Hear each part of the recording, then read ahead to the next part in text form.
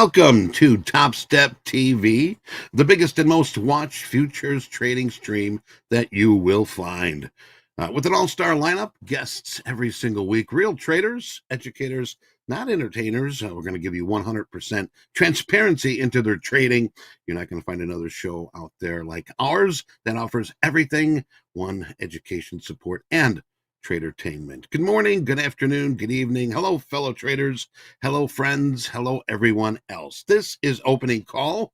I'm Jules, and of course, he is Vincent. This is a tasty burger. Yes, we got an exciting and informative educational programming for you today and throughout the week. Will be your trading buddy, your trading mentor, newscaster, and even that voice in your head that says, hey, if you can't fly, then run. If you can't run, then walk. If you can't walk, then crawl. But whatever you do, keep moving forward. So those are famous words of Martin Luther King, Dr. Martin Luther King. And this day serves as a time of reflection, education, community involvement to promote equality, justice, and the unity that Dr. Martin Luther King advocated during his lifetime. So get yourself ready for some top-notch, up-to-date market know-how. And game plan ready? Check. All right. Checklist ready? Check. Journal ready to go?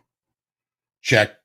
John, you are ready to go. And I'd like to say good morning to our good friend, John Hoagland, a.k.a. The Hoag. Good morning, partner. Good morning. Just trying to stay warm here. It's, what is it, minus 12, something like that around here today. Wow, a lot of people are in the deep freeze, so make sure you take good care. And if you're outside, make sure you're covered up and everything. Monday, January the 15th, the day we honor Dr. Martin Luther King. It happens to be on his actual birthday today. As always, our goal here is seeking accurate context, good risk management, and remaining patience. And how are you, Eddie? You staying warm? Boy, it's minus 12 by you. You got a hot spell over there. Yes, I've had squirrels knocking on my door asking to come in. So I let a few in. They're in the living room watching ESPN right now. So I might have to throw in a few Pop-Tarts for them later, but they're staying warm. Yes, they are. Yes. And, but Johnny, if you have pets, make sure that you protect them as well. Those little pads on their feet, they can't take this cold for very long. Maybe get some little booties for them or something, but make sure you take care of those pets out there. Right. And when they got to go dookie, don't leave them out there too long. No, not too long. Absolutely. But yes. All right, we got some news for you today, Monday, the 15th of January. U.S. stock markets obviously are closed today for the federal holiday following the muted session that ended the prior week in a wake of fresh slate of bank earnings. Wall Street lenders are due to report results later this week, and elsewhere, the World Economic Forum in Davos is set to begin as survey top economists show that the outlook for the global growth this year is subdued. It's subdued. Now, if you got a stuffy nose, that sounds like some dude. So my nose is stuffy, I'm sorry, but it's subdued. Goldman Sachs, Morgan Stanley are due to report their latest quarterly results later this week. And some of these mixed earnings from the banks, biggest banks on Wall Street. Ernie Banks is not included in these earnings. U.S. stock markets are set to remain closed today for Martin Luther King holiday. And, we had the NASDAQ. NASDAQ lagged here. We had the S&P adding just about 0.1%. NASDAQ slightly unchanged, and the 30 stock was down 0.3%. So traders largely are maintaining bets that the Fed could slash rates from the current level of 5.25 as early as March, although several officials in the central banks have recently moved to temper their expectations. Go ahead, ruin it for everybody. So anyway, we've got growth prospects, as I mentioned, subdued. These are from the World Economic Forums, closely monitored. And however, the quarterly foresee the stronger economy, while 20% predicted that the environment will stay unchanged. So who are that 20%? But anyway, Johnny, what do you got? Well, we all know it's the holiday today, so there's no economic releases. The New York Stock Exchange is closed. Banks are closed. Schools are closed. No economic releases. No earnings. Just looking forward to some of the economic releases later on this week. On Wednesday, the retail sales number is coming out, probably the most impactful for the week. We also have the Beige Book on Wednesday at 1 p.m. Central. So that is my notification that we are 2 weeks from the next FOMC meeting. There's some housing numbers on Wednesday, Thursday, and Friday. A lot of talking Feds Tuesday through Friday this week. As far as earnings are concerned, is that the sector continues to dominate this week in earnings. Tuesday, Morgan Stanley, Goldman Sachs, PNC. Wednesday, Charles Schwab, U.S. Bank Corp. Not a big long list, but some of your more impactful and larger banks due to come out this week. As far as the VIX, the dollar index, and the yield on the 10-year, bond markets are closed. VIX is closed. The dollar index is up slightly at 102.58. Remember, there's a lot of major players that are going to be on the sidelines today. Banks, probably, mostly funds, banks, all the bigger players are going to be out today. So you can expect low volume and a little bit of a lack of liquidity. Make sure you manage your expectations today. We've got the equities closing not closing. They're going to go into pre-open. You'll still be able to place orders and cancel orders, but you won't be able to take any trades after 12 p.m. Make sure you're flat before then. Yeah. We've got the equities, we've got interest rates closing at the same time. We've got energies, the crude oil closing at 130 down to the pre-open. So again, you won't be able to trade after 130 in crude oil, but you will be able to place and cancel orders. Grains aren't even going to open until tomorrow morning. Currencies, we've got the pre-open at the usual time here. This afternoon, metals are going to go into pre-open at 12. I think at 12:30. I think this. So make sure there's probably not going to be a lot of activity. Probably not a lot of opportunities today. Just make sure if you make a little bit of money this morning, go ahead and enjoy the rest of the day. Go skiing, sledding, but make sure, of course, you are covered. This World Economic Forum thing, why do we even have them? These elites and these economic geniuses don't know anything. They just they just irk me. Why even bother spending the money to do this? It's absolutely ridiculous. But as always, make sure you pray for peace, and make sure you celebrate Dr. Martin Luther King today. And it is his actual birthday, so happy heavenly birthday, Dr. Martin Luther King. And that's what we're looking at here on this fine, freezing Monday morning. Oh, doggy. Yes, let's not forget about our crude traders. Oil prices edged lower today, paring back earlier gains, and fears remain that the tensions in the Middle East could disrupt supplies throughout the key shipping route in Europe and Asia. We saw that crude traded 0.8% lower, and we had the Brent down 0.06% a barrel. John, we go back a while, we're good friends. Yes, we do. But we don't go back far enough. 1960, they came out with this gum called Fruit Stripe. Yeah. Remember Fruit Stripe gum?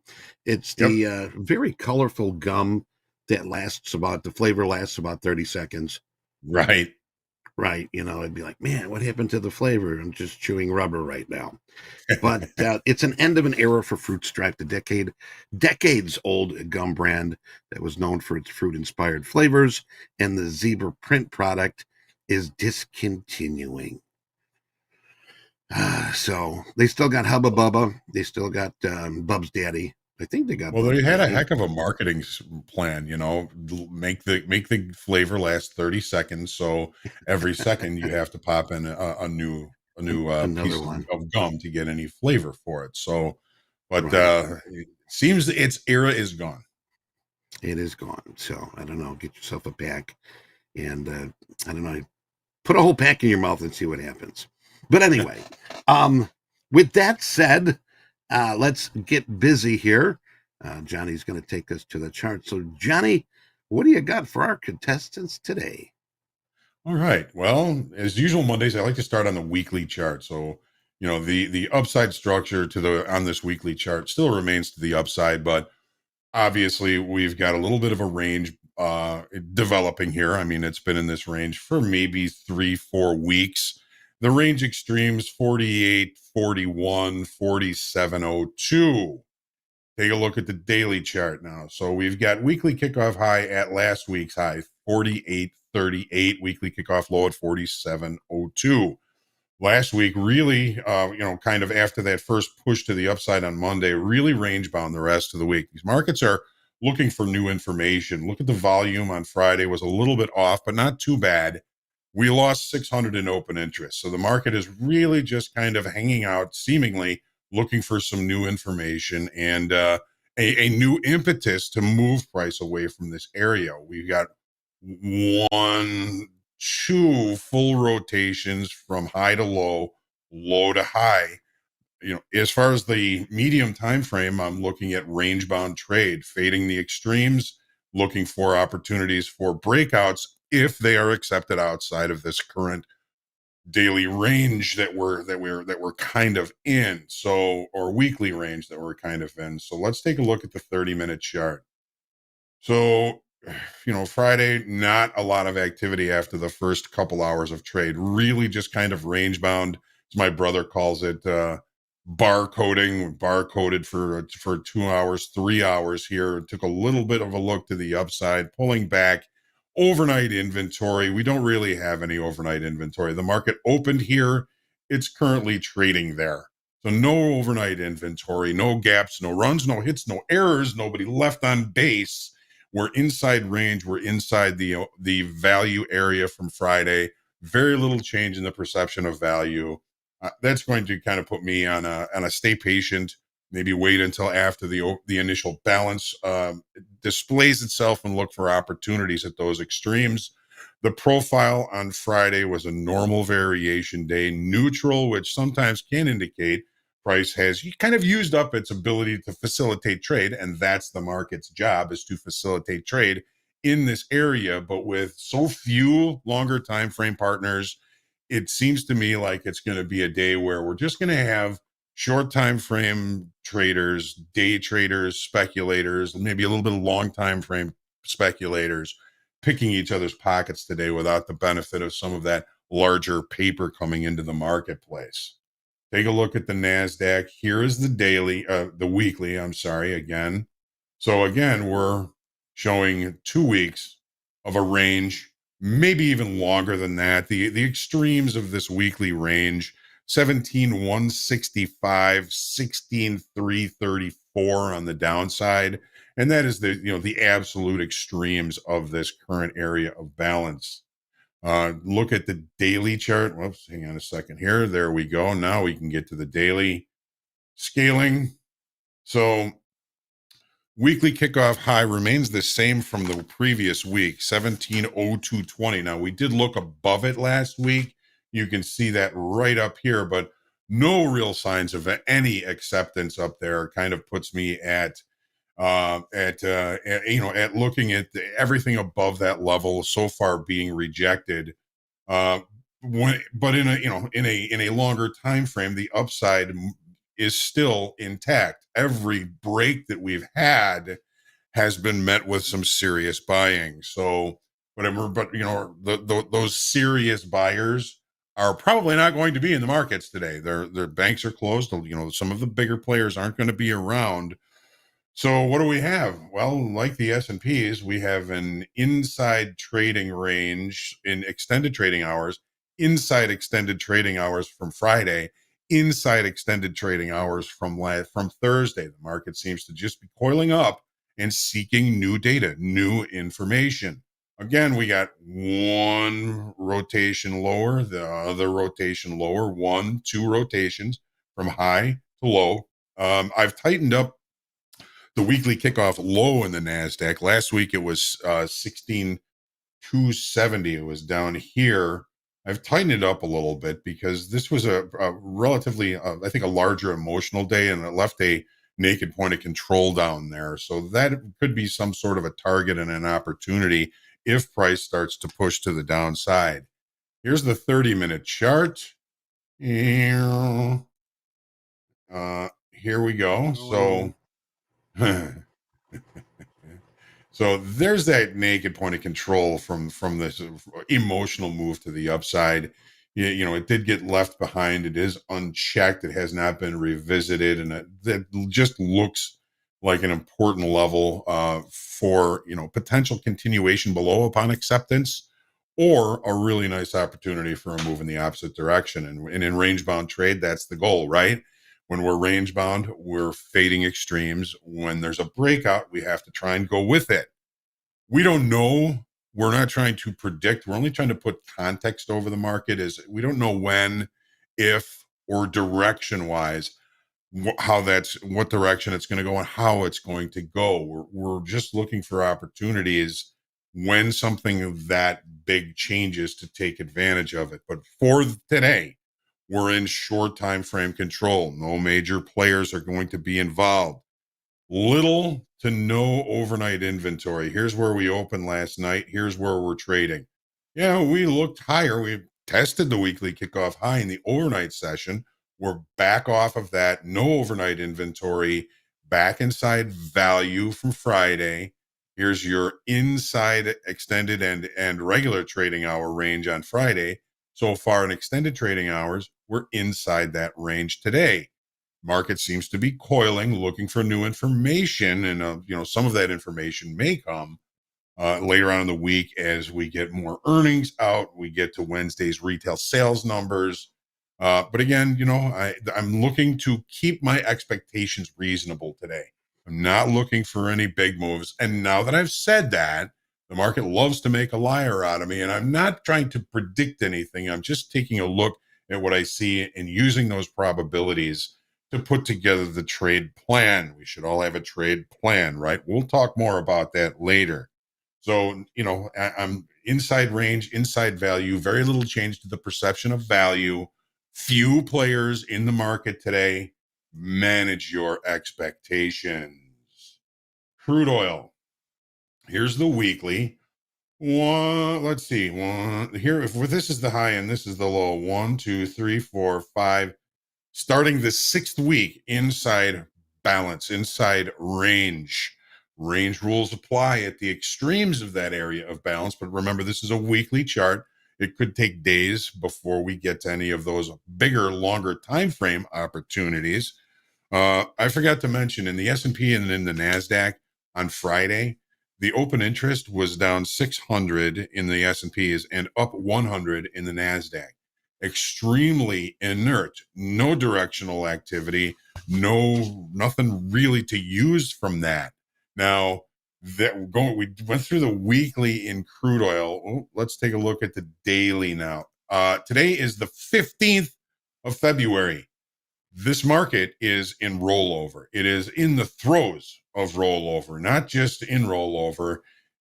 Probably on Wednesday, the 17th, or Thursday, the 18th, the volume will move from the February contract to the March contract. So far, from what I've seen, the market is still, the volume is still greater in the February contract. So we'll watch that. We'll be mentioning when we're going to be moving into the March contract, but you know, keep in mind that keeps the longer time frame more likely to try and remain range bound as they achieve a cheap rollover or try and make money on that rollover. So we added 10,000 in open interest on Friday. And again, a lot of that is probably due to the function of rollover. Traders in the March contract legging traders in the February contract legging into contracts in the March or future months. Sometimes you'll get that boost in open interest as they try and leg these spreads to move all that risk from the current front month to future months. So open interest, not really useful. Pretty decent volume for a rollover or coming into rollover on Friday. Weekly kickoff levels remain exactly the same as they have since the beginning of the year. Actually, I think into the end of last year, have not broken, and you can kind of see in the open interest, and volume has been pretty good, but I don't think we're seeing a lot of longer time frame adjustments in inventory because we're still stuck in this range. Here's the 30-minute chart. All right, we've opened with a gap. So overnight inventory was short. That's weaker hands, short time frame shorts. It makes sense that they're not going to be getting any kind of help from longer time frame participants in the crude oil market. So they're already adjusting that inventory back to the flat side. If they're short, they have to buy it to try and get back to get, to keep from losing money or protect any profits that they might have. We're already seeing the inventory adjustment happening. Now we're still holding a gap. The gap, we have to trade up to 72.36 in order. If we can't close the gap, the rule states, we should be looking for opportunities in the direction of the gap, but I would say there's probably a good probability we're going to close the gap. And then we come into these value acceptance play or rejection play. So it makes sense to me that the overnight inventory is currently being adjusted because there's no help for those weaker hands shorts looking for new participants, new selling coming in, longer time frame help moving price lower. They didn't get it. They're getting out. And now let's look at gold. This is the weekly chart in gold. We've got a nice, really triangle formation or pennant formation, whatever you want to call it. The market has been kind of coiling for a number of weeks now. And we're going to be looking for opportunities at those extremes on the daily chart. But I think more importantly, we're going to be looking for opportunities if the market breaks out of the current range that it's in and we see some directional activity. Looking at the daily chart, the weekly kickoff levels just keep getting tighter and tighter here on gold. 2019, 2073, weekly kickoff high, weekly kickoff low, really relatively close to the range from last week. But again, this is another market that is entering into rollover. We added 20,000 contracts on Friday on lower volume, but still range bound and coming into rollover. That again can be more of a function of rollover than looking at any directional activity created by longer time frame speculators or major players. So volume and open interest is going to be blurry now for a little while. We'll be watching, and we'll be moving into the April contract when the volume moves over. There's a couple of contracts in gold that don't trade much. We don't want to move. I think it's the March contract, and there's really no volume in it. We'll be going into the April contract when we do roll. I'm expecting that in the next week or two, and we will, of course, let you know when it's time to move as the volume moves over into it. But as far as overnight inventory, taking a look at the 30-minute chart here, we have overnight inventory maybe a little bit to the long side, but the market basically hugging point of control from Friday, which is 2058.30. Overnight inventory in this consolidation is probably largely reconciled, so we're really not looking at any overnight. The range from Friday, we are inside value from Friday, value low from Friday 2055, value high 2066. Just manage your expectations. It's right in the middle of the range from last week. Overnight high and overnight low might be some interesting opportunities for us, but there's a very small range, very low volume. There's just not a lot going on here. Be patient. The last thing you want to do on a holiday shortened day like this is to get chopped up and poorly. Take your deep breath, stay humble, grateful, creative, and centered in your trading today. And we're going to take a look and see what we've got to see here on Fast Market here very shortly. But remember, manage your expectations. I'm sorry, Eddie. Go ahead. No. You weren't finished, and I stepped all over you. I'm sorry. John. Okay. Today is Monday, yes, and we've got the our good old friends, the Shy City locals, going to join us here for Fast Markets.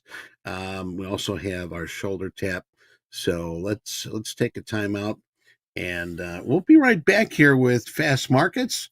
So buckle up, and let's get this party started. We'll be right back.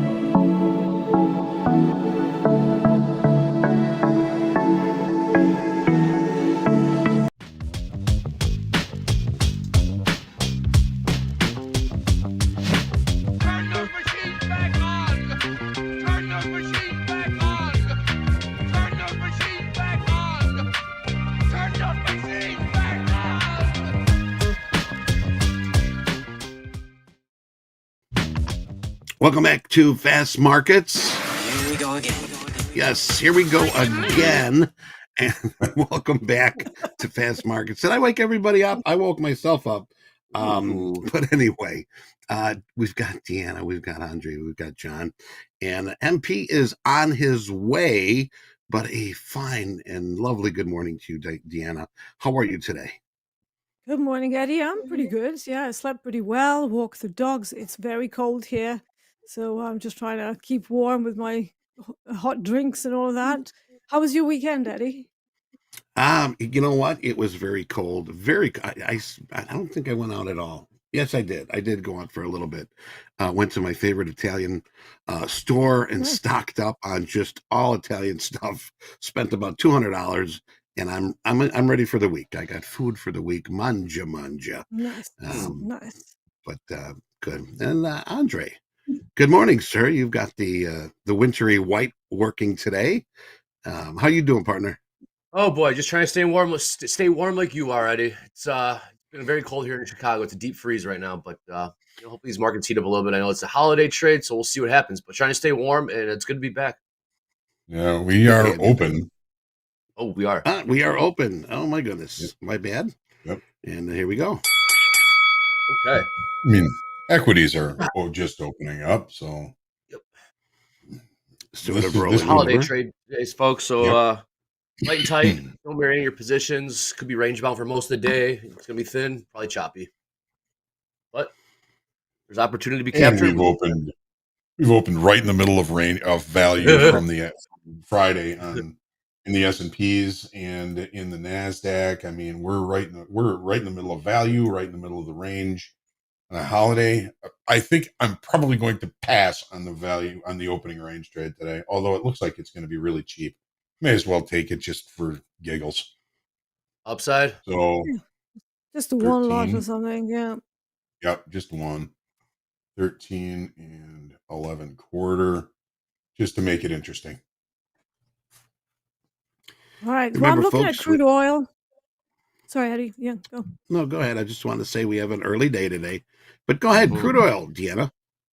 Yeah, just looking at crude oil, it does have an interesting location on the daily chart. So we are coming from what I like to refer to as offspring demand area.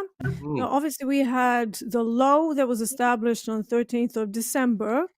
And now the price has tested that area twice. And as a result, we have like basically a couple of reactions from that area.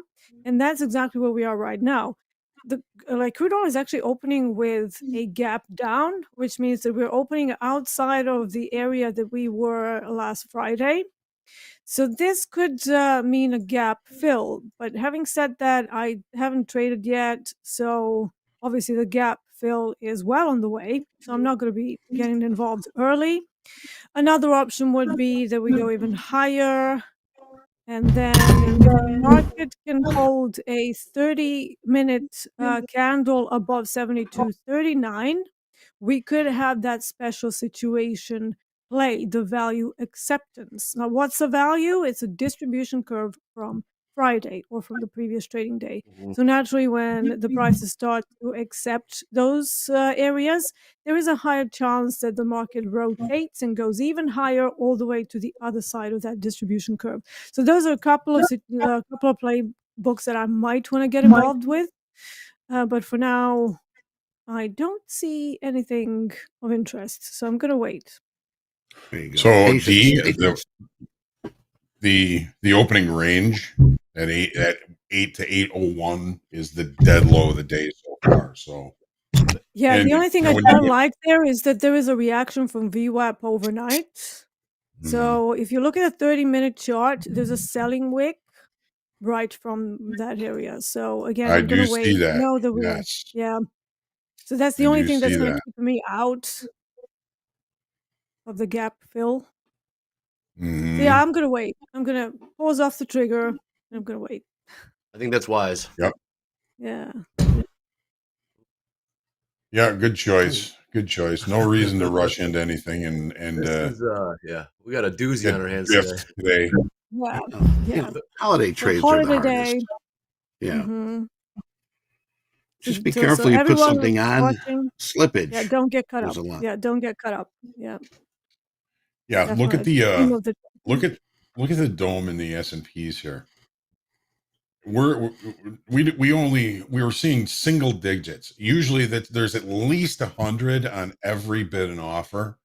You know, put it on my screen for a second. I just want to show everybody this. With the lack of participation from the longer time frame buyers, longer time frame traders, the dome is so extremely thin. You can see 15, 38, 39, 50, 60, 60. Well, we got a little liquidity down here at 48.08, 404.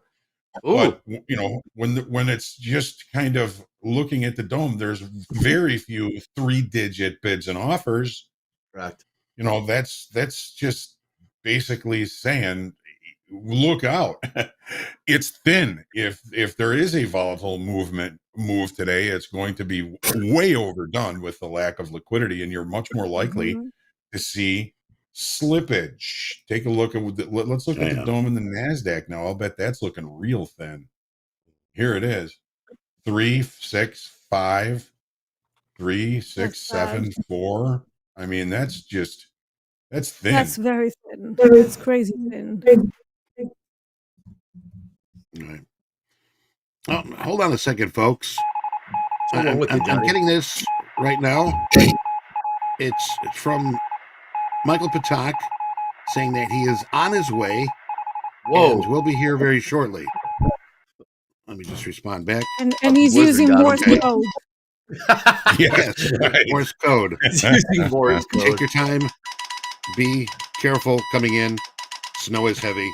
Weather is cold. Okay. SOS, he's saying. SOS. There we go.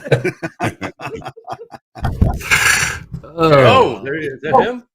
Wait a minute. Yeah. What's this? Wow. I mean, there he is. Made it in. There he is.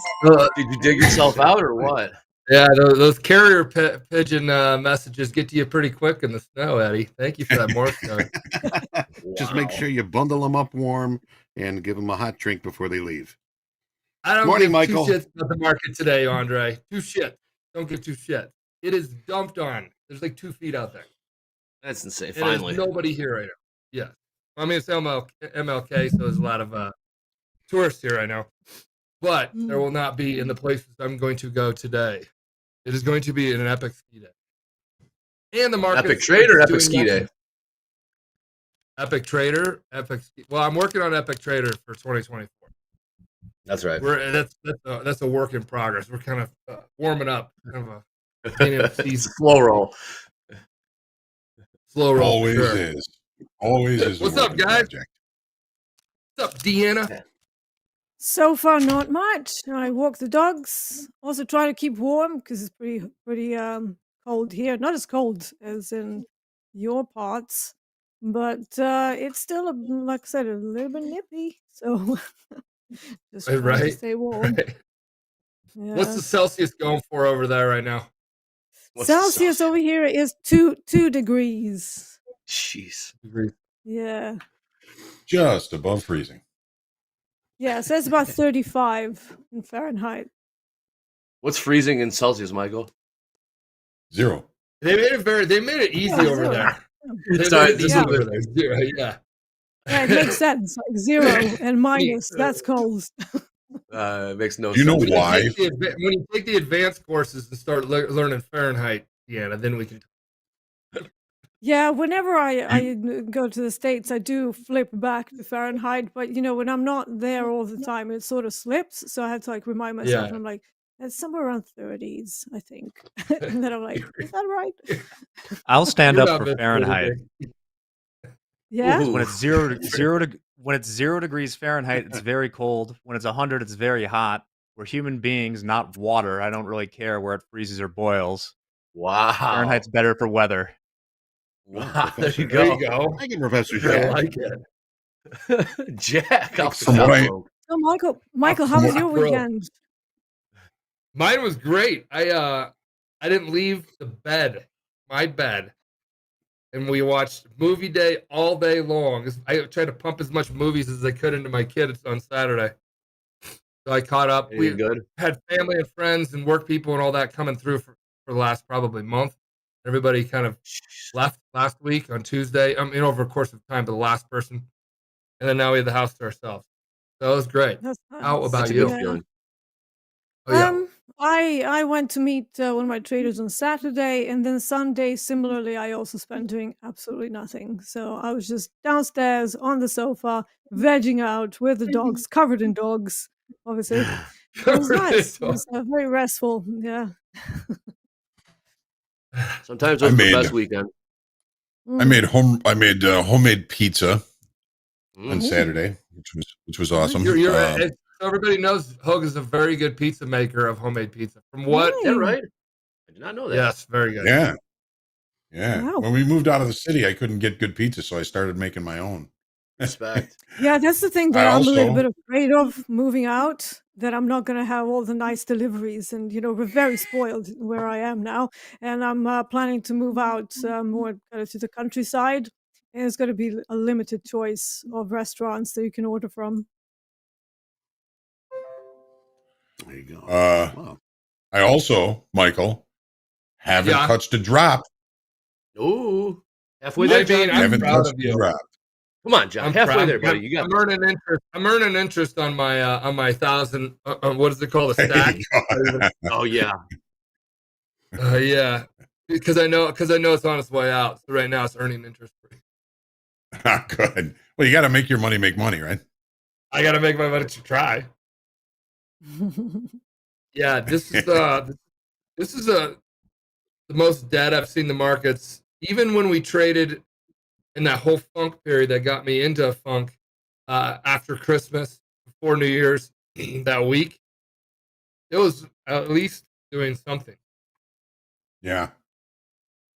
I mean, exercise. Banks are closed today. Bond markets, schools, everything's so much is closed today. It's just, there's. I'm short just from the opening range trade here, and short too, John. Just to make it interesting. Yeah, we're gonna seek out that 400 lot on the 4808 bid. See if that is. Did I get short with you guys? I was thinking about getting short. Till's pretty heavy. Hold on, long. Don't jinx this trade, dude. I know. I'm kidding. Where did you get short with us, man? Team trade this. Oh, I take no offense. I need to work on my jumper. Yeah, I know what you mean. I'm joking. Michael, look how thin the dome is. Look how thin. I know. I was looking at S&P. Looks like NASDAQ almost. Almost, right? Yeah, you really don't see this very often, where crude oil a dome actually looks thicker than the S&P and NASDAQ. What do we got this week with numbers and stuff? Oh, nothing really So, today. Nothing, right? Yeah. No. Right, Tomorrow, looking at tomorrow, I'm looking in my crystal ball here. See if we can get to, tomorrow's numbers, but we'll have some action tomorrow. We're looking at later in the day here, around 10 o'clock. We've got Fed Waller speaking. 3-month, 6-month bill auctions, 10-10-30. That's going to ease us into the week, and I think that's about it for us in the States. There's some numbers coming out from Canada, but that's about it. Well, we have Wednesday's probably the biggest day. Retail sales comes out on Wednesday, and there's 3 or 4 talking Feds on Wednesday. All right, we got to keep it light this week then. We have a lot of Feds here. Mamma mia! Yes. Lots of Feds. Lots of Feds. Some more major banks coming out on Tuesday's earnings early. Morgan Goldman, Stanley, right? I see Goldman on there. PNC. Right. Yep. And we've got the beige book on Wednesday, which means we are 2 weeks from the next Fed meeting. Okay. Tilt a little heavy long.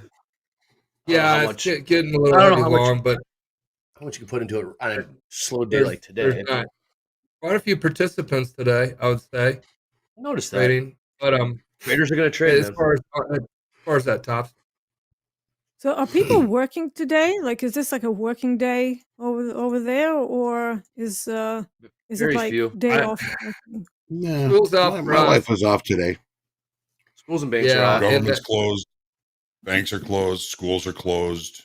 Daycare's off. Because I'm asking if people are sitting at home doing nothing, you know how that goes. There will be trading, right? And they're like clicking buttons, which is they'll probably eventually what's wake happening. Right? Well, I should get up early and watch TopstepTV. Come on. You're talking, Eddie. That's what you should definitely do. We have some big names coming on. We have a big name coming on today. I got a meeting again with him and his team. The Einstein of Wall Street. The Einstein of Wall Street. So we're gonna see Peter Tuchman. He's coming on. Yep. That's gonna be awesome. He's heard a lot of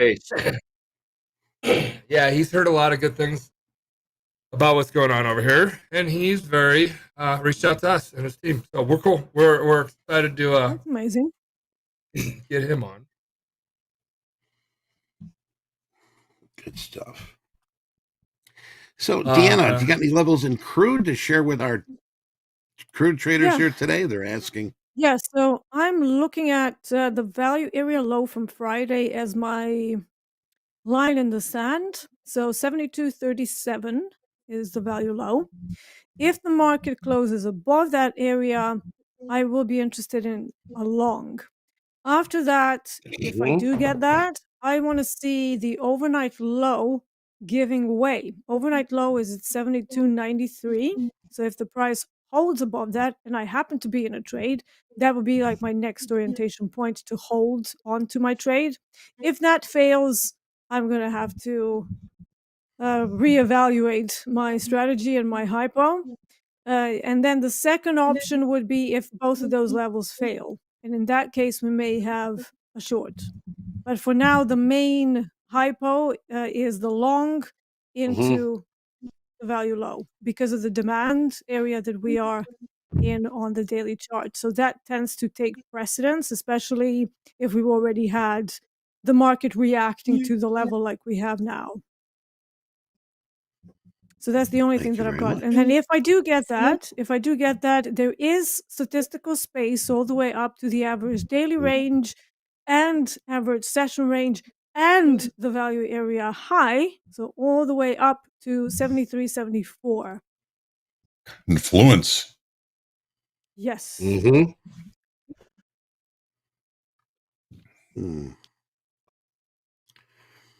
All right. Well, you guys are getting where you're at short 11 right here. Couple sellers in the NASDAQ, maybe. No, we're 15 minutes in, and the S&Ps don't even have a 3-handle range yet. Get ready to watch when I became a prop trader. Michael, if you want to do your 100 lot, dude, you want to move some markets. Yeah, I was going to say 10. Oh, there you go. Liquidity. Did I? You don't be the liquidity today. There'll be no liquidity. Take out 3 prices just to get filled. Oh, I've done that before. That's called bad entry. That's called real bad entry.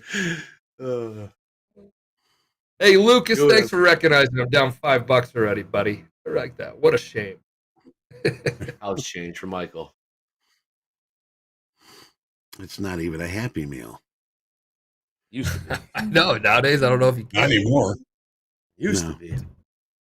Well, now it's starting to slip a little bit. Oh, got a lot of those longs up there.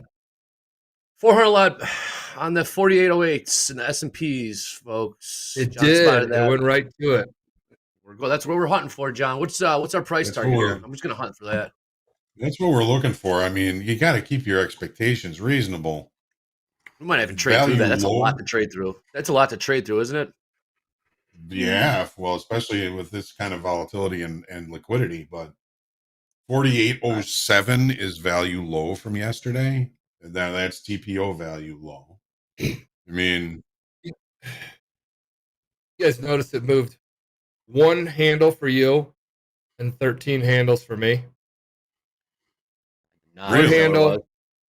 That's what the ratio was right now. 11. You guys got 11 and quarters. 48.11. I'm working a 08 quarter bid. Yeah, 08 quarter bid. 57.60s up there.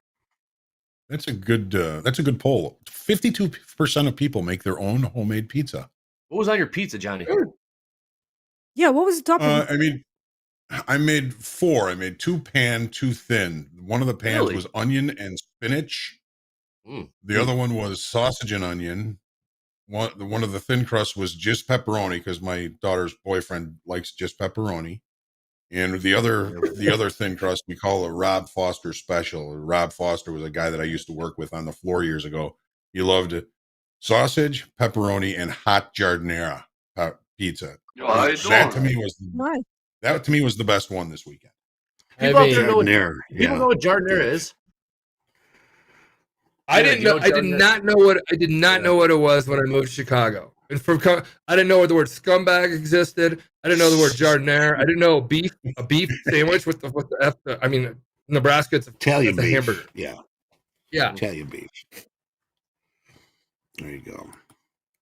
Well, lots of terms. Welcome to Chicago, everybody. How you doing? How you doing? Yeah, John, where's Chicago. the pineapple? John? I'm a Chicago. pizza purist. I refuse to put pineapple on Yeah. pizza. Yeah, that pineapple Hey, I crap. like pineapple. Now get this. Get outta here, I'm actually a bit of a weirdo. Deanna. I'm a bit of a Get weirdo outta though. here. I like Oh, Hawaiian. Deanna. I like Hawaiian, but I add pepperoni to it. Like it It's sounds still weird. not going to save you. Deanna. Yeah, To no, each their own, I it guess. sounds weird. It sounds weird, but don't knock it until you try it. I thought it was going well between us, Deanna. I don't know about this one. I don't know. Why do people hate pineapple on pizza? I think it adds a nice tang. Definitely got the I tank. don't know. I think for every slice of pineapple pizza that you have, you need to spend a week in purgatory. So be careful about that. Okay, then. Well, I think I've it got some, comes from the Vatican or time to something. I do don't then. know. But you're putting pepperoni on there, so maybe that's sort of evening things out. Yeah, It's exactly. kind of like I mean, don't Canadian get me bacon. wrong. I quite like the standard sort of just like tomato, mozzarella, jalapenos, and salami. That will do me as well. But if it's if I'm kind of doing something special, I'm like, yeah, let's go for Hawaiian with pepperoni. Flying Hawaiian, Michael.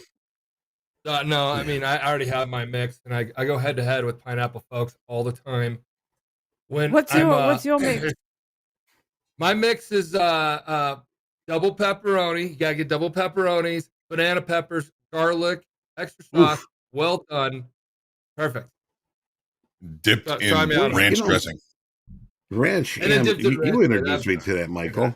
Dipping pizza What's in that? ranch dressing. Yeah, that's a country thing. Is it? Well, I mean- you say that, but over here they sell the pizzas with the garlic and herb dip, which is kind of similar to good. ranch. Yeah. And that's like a standard thing. Everybody sends that to you. You order a pizza and it comes with a little dip. I love pizza fans in here because they're so like stuck to their Mark goes pineapple, mushrooms, and banana peppers. Thank me later. everybody kind of has that little like to each their own. Thank me later, bud. Yeah, to each their own. So Robbie's got a poll out here regarding thin versus thick, and I'm talking about pizza crust. Thin 64%, thick 36%. Now, if you haven't been to Chicago, you don't know what thick pizza is, huh? So if you ever have that chance, get yourself a pan pizza, stuffed pizza, something like that. Maggiano's, Giordano's. So no, absolutely not Giordano's, Eddie. No, Lou Malnati's.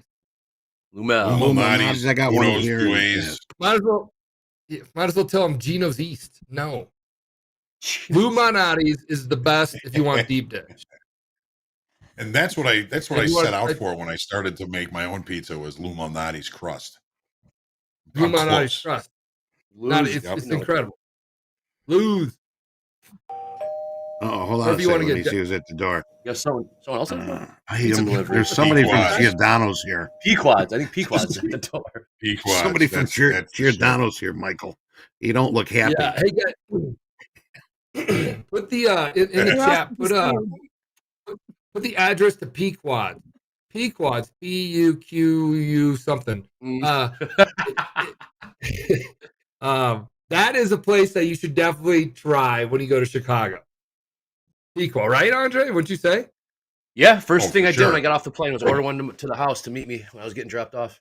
There you go. Does that mean something in Italian? Because it doesn't sound Italian. It's actually the ship. The ship from Moby Dick was the Pequod. Oh, really?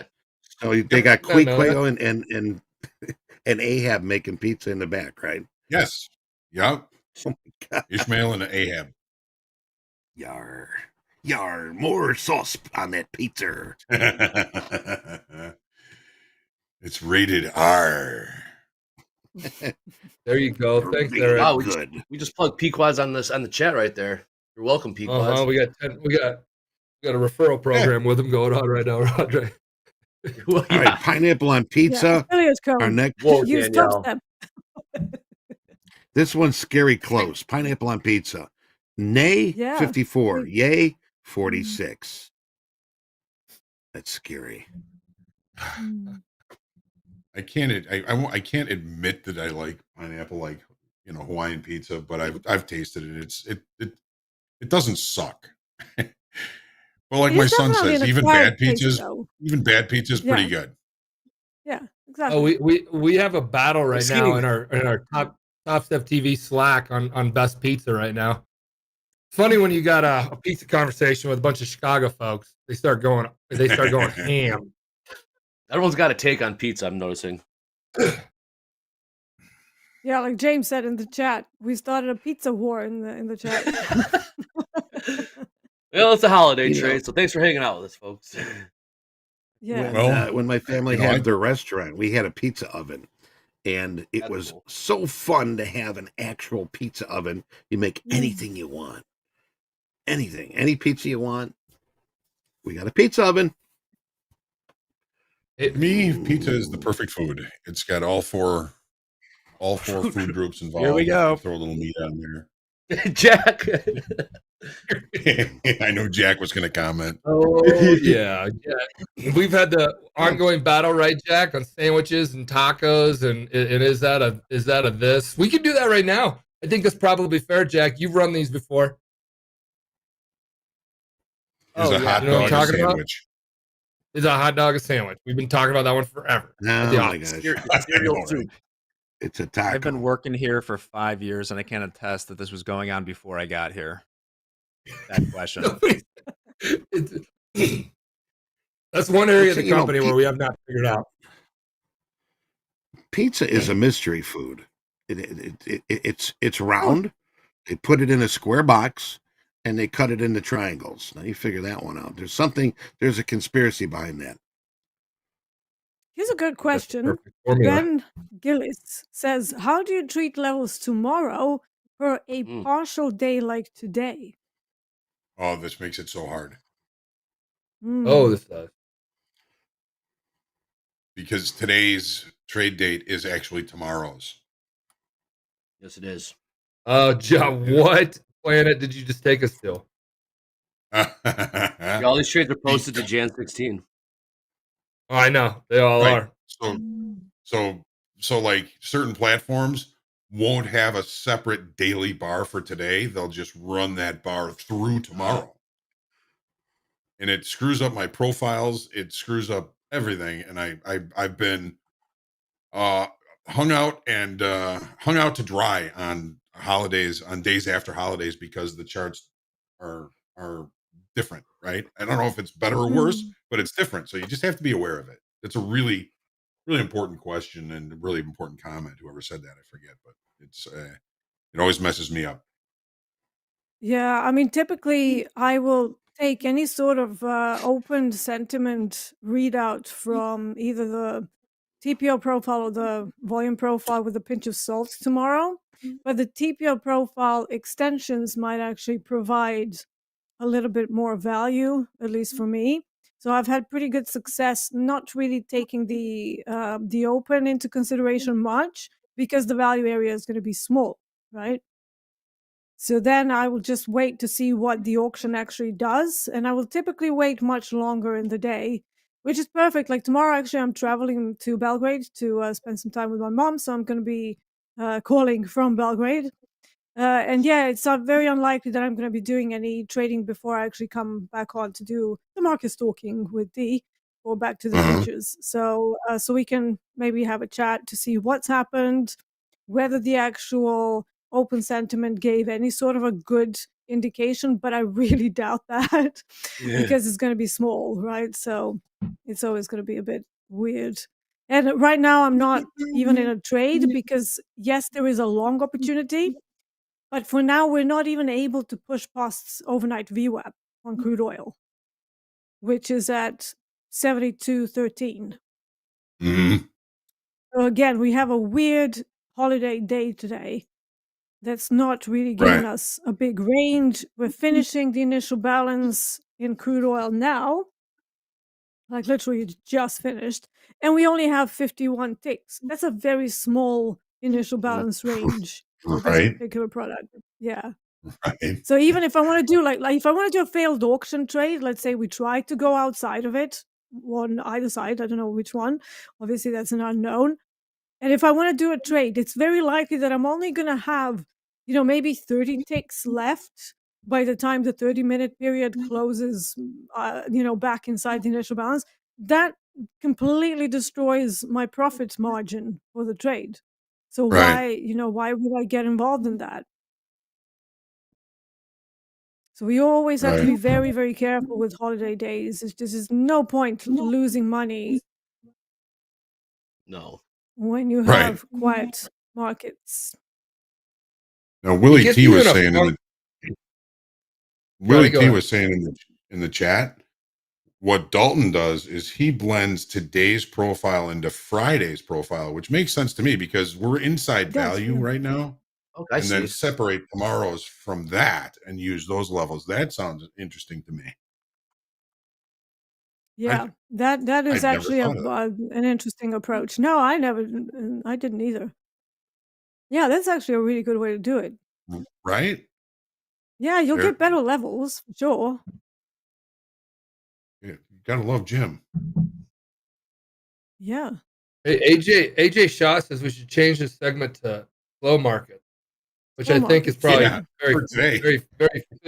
very fitting right now. The pizza markets. We are looking to open up a overnight slow markets. Actually called slow markets. The Asian and London With session. Dakota, yeah. With Dakota. Yeah. We have We have people it's a over great there, right? candidate. Mm. People over where? In Asia, in Europe, to run it. Yeah, there's people over They're gonna be there. running it. They're gonna be doing it out of the United Well, States. Well, Dakota runs it, the coaching for it, and it's Yep. it's excellent. See that You know, I online hear now? a lot of people saying how great it is. Yeah, we're looking to put production behind it overnight, light production. So then Dakota, I think, would be one of them. For all those folks that, and that's a serious bell to bell, or if you can go 24 hours straight. Yeah. Oh yeah. Then you've got like a network channel just constantly on. We got another poll here. Another food poll. Boy, somebody's hungry. Is hot dog a sandwich? Everyone's hungry. Hot dog is sandwich. Yo, how you doing? How you doing? 30% said yes, and 69% said no. And I voted on 1%. that. I actually said no. I It's said not no a too. sandwich. But then I started thinking, and I'm like, this is actually a metaphysical question. I said yes. Is it actually a sandwich? Because it does have bread around it, and the hot dog and the mustard and whatever else you have with it. It is inside as a filling, isn't it? So technically, Okay, I suppose it well, is a sandwich. Deanna, let's go. Is a taco a sandwich? Didn't we always have that one Yeah. too? I mean, you got to throw a couple of these in here. Full Meisters that are in here. So Yeah, you're right. Yeah, It opens up a taco whole bunch of questions. whole bunch. Well, Sure does, Deanna. here's a little history on what a sandwich. Here, where it originated. It's named after John Montagu, the 4th Earl of Sandwich, 18th century English aristocrat. It's commonly said that Lord Sandwich, during long sessions of cribbage and other card games at public gambling houses, would order his valet to bring him salt beef between 2 pieces of toasted bread.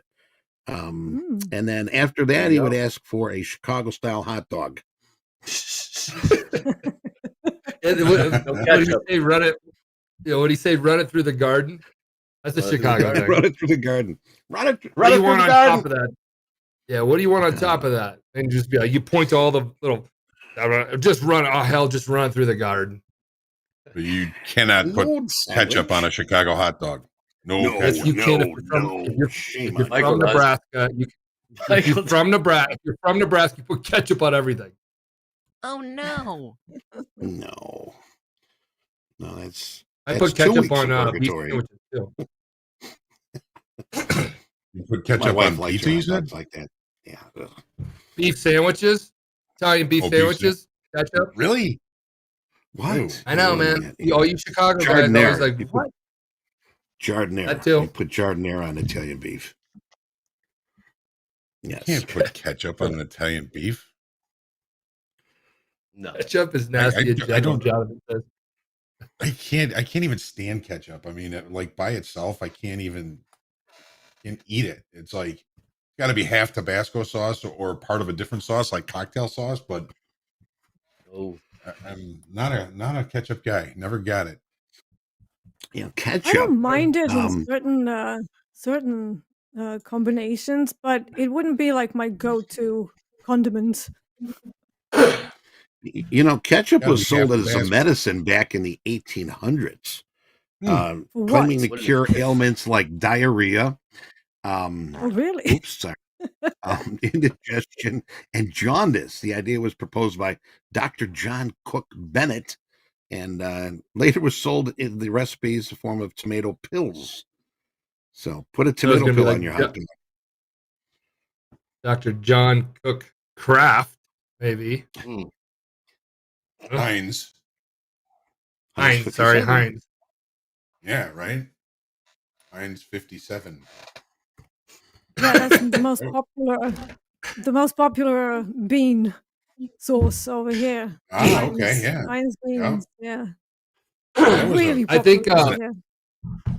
an empire. Louis has a good one. He says, if Topstep X was a sandwich, when would it be made public? We're targeting that dish to be publicly available February. And that dish has so far gotten great reviews. Will it look the same now as it does a year from now? No, because we'll add. No, we're building this thing together. Tweak. Platforms evolve, especially if you have a new platform, it's going to evolve over time, right? So of course the bee's knees. Yeah. Someone is saying, can I hire someone at Topstep to slap me in the face for making stupid trades? Well, usually Mick does that for fun. Do something stupid, and he's like calling. Mick would definitely love a little bit more. Physicality. Yeah. Just reach through the phone and smack you. Yeah. If you live in the Chicago metropolitan area, I am taking donations to come slap you. Yep. Ouch. Well, we always said you need to have like a really good accountability coach as a trader. Somebody that really tough loves you, like knock it the hell off, get out of here. Yeah, it helps. I mean, I spoke about this before. Just like if you were gonna do like a really tough sports competition or a game, you wouldn't coach yourself because that's just stupid. Nope. You can't do that because you're not objective. And having someone there to just go, hey, this is what you need to do. Stop doing that. Improve on this. That's invaluable, right? So trading is the same way. So if you can't do it by yourself, even more reasons to work towards getting funded and then having the risk manager that will be there when you start doing stupid things. Even if you got yourself into a bit of a hole, but you didn't hit your daily loss limit, you can, at the funded level, you can call up the risk team and just go, hey guys, can you lock me out for the day? Yeah. Yep. So easy. Carlton, thanks for waiting. Thanks for waiting, Carlton. It will, your patience, your PAY for waiting for Topstep X will be rewarded. The folks over there are helping. Well, long story short, there's a big earth-shattering movement that's going to be happening. That if you're anybody else in the industry, call it funding company wise, you won't be able to even remotely come close to competing with this. So just wait till February, and I can't. It's a very, very good Patience. It's It'll be worth the wait. Yeah. Hey, we got Bell to Bell Club. Hey, we got Bell to Bell Club this week. I think we do, right? Oh, yeah. Yes, we do. And talk about Bell to Bell Club. We're going to have it every week, boys and girls. Yes, we will. We'll have it every week. So make sure you're tuning in each and every day. We're not going to tell you what day or what time, but we will have it. Have it here. Once again, same way we did it last week, we will have a form that we will share multiple times throughout the day. We're not going to tell you when we're sharing it. Once again, you'll have about 5 minutes. Fill out the form, and you must add your name to all forms that are shared in order to claim the free reset. So keep that in mind. Ears and eyes open here on Topstep TV. And just remember, on Bell to Bell, you got to hit all of them. You can't just hit one of them. So you'll be the folks I think will be getting emails. There's some people that hit it twice, checked in twice. You got to check in 3 times. You miss it, you miss it. Don't email our support. Please don't say, "Hey, I was there. I was making myself a sandwich. Missed it." Drop the sandwich. Hey, I'm making a sandwich. I mean, Or was that everybody's got taco? phones, so if you want Yes, to they be a do. part of the Bell to Bell, you don't have any excuse. Just keep the in ear or something. There's remote desktop. There's YouTube on your phones. You can always hear when the form is there if you really want to stick with us. You could just move your trading station right next to the refrigerator, and you'll be fine. Yeah, that works. There you go, Eddie. See, that's That's called, another option. That's how you fix Yeah. that. That's how you think outside the box. The fridge box. You trade outside the box. No, so tune in February Or when next to it. when Topstep X goes live, public. It's going to be exciting. I'm already talking to. They're already kind of updating me on what they're all doing. So it's really cool. Anything happening in crude, Deanna? It's kind of dropping away from VWAP right now, but again, I Yeah. don't like that trade because it's not coming from value low, which is usually a better level, or an overnight high. So either one of those would be a better choice. So for now, I don't have a setup. So no, nothing's happening. I'm still sitting on, keeping my hands on my butt, as John would say. There you go. Keep your hands on your butt. Yes. Keep your hands on your butt. I thought it sit on your hands. I like it. So did I. So did I until John- John decided to do his own twist. I mean, one of them's a little bit. You're changing the direction of your hands, so I don't know, man. I'd rather sit on them. So, hey.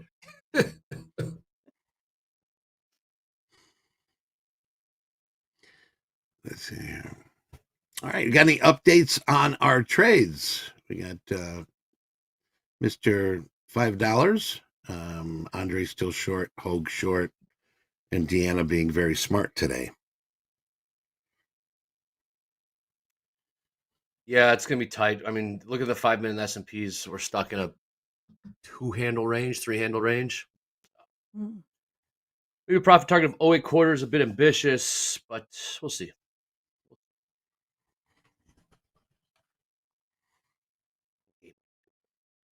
Look around these markets.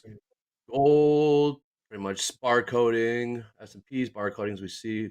Crude selling off a little, but nothing special. Yeah, but again, now it's pulling back up. And it's Yeah, it still sure inside did. the initial Good balance. luck. And it's like 51 ticks span of the entire session, NYMEX session. It's not really sparking much confidence that this is going to be a good day. I mean, we might have a range-bound day, but even that, at 51 ticks, like, do I really want to get involved and try to shoot for like 20 ticks targets? I really hate doing that because that's a lot of work for not a lot of cash. So for me, I like my big trades. I can be considered a lazy trader. Yeah, I do like 5 to 7 trades a day, sometimes more when things are really happening. But most of the time, I will just sit in one trade for at least an hour, 2 hours, 3 hours. So, and then I get the 70, 80 ticks. That's what I want. I don't want to sit there and lose my eyes, making my eyes bleed, doing, I got 10 ticks. I got 10 ticks. And then you lose one. And you're like, all the profit is gone. back to scratch. I don't want to do that to myself. So, yeah, I don't really see much Eddie, happening. Eddie, when do equities close today? Noon, I think. We're gonna, I think about it's gonna be at 12 o'clock close, correct? 12 o'clock close. Yep, I think everything is closing at 12 o'clock. I believe so. Pretty sure Yeah, that'll crude be oil it. is closing 12 as well.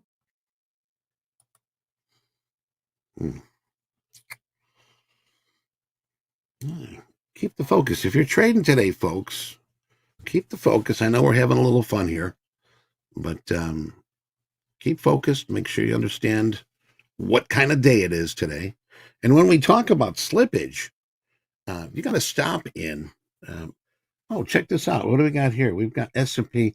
There's actually a 485 lot at 4808 even. Well, I got some The sides bid. there. Yeah, But, John yeah, said the it. bid. Be careful. Mm. Yeah, I got to get Topstep back. You can see deeper than I can. Oh yeah, you can see. My goodness. Chilling. That gets filled on a day like today. I mean, wow. Yes. Well, it moved to the 400 lot earlier, right? It did. It got close. Uh-huh.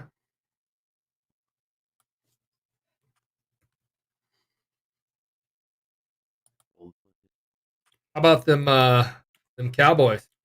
They stink. Don't poke a dead horse. That was so funny. We're allowed to troll.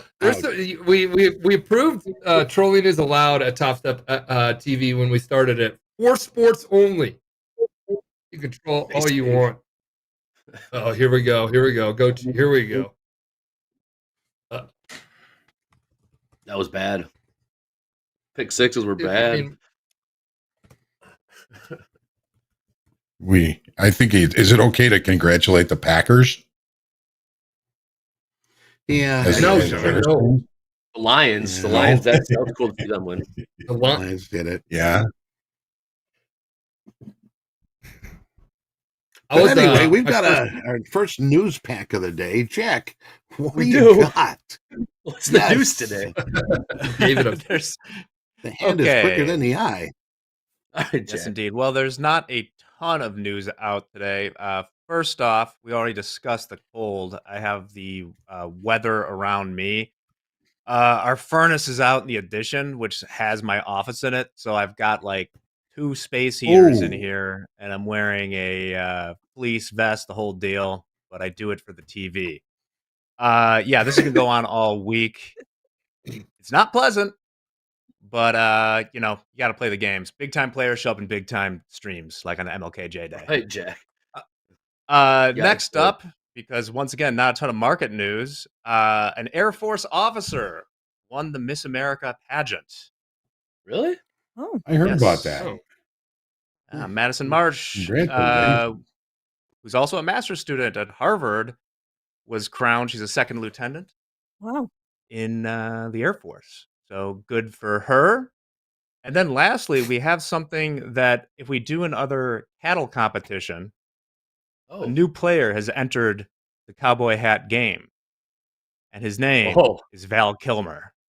Oh, God. He sent his iconic tombstone hat. You too can now go to valkilmer.com and purchase some headwear, which I know you're all into, but I think that we do have to. What Val Kilmer do to you?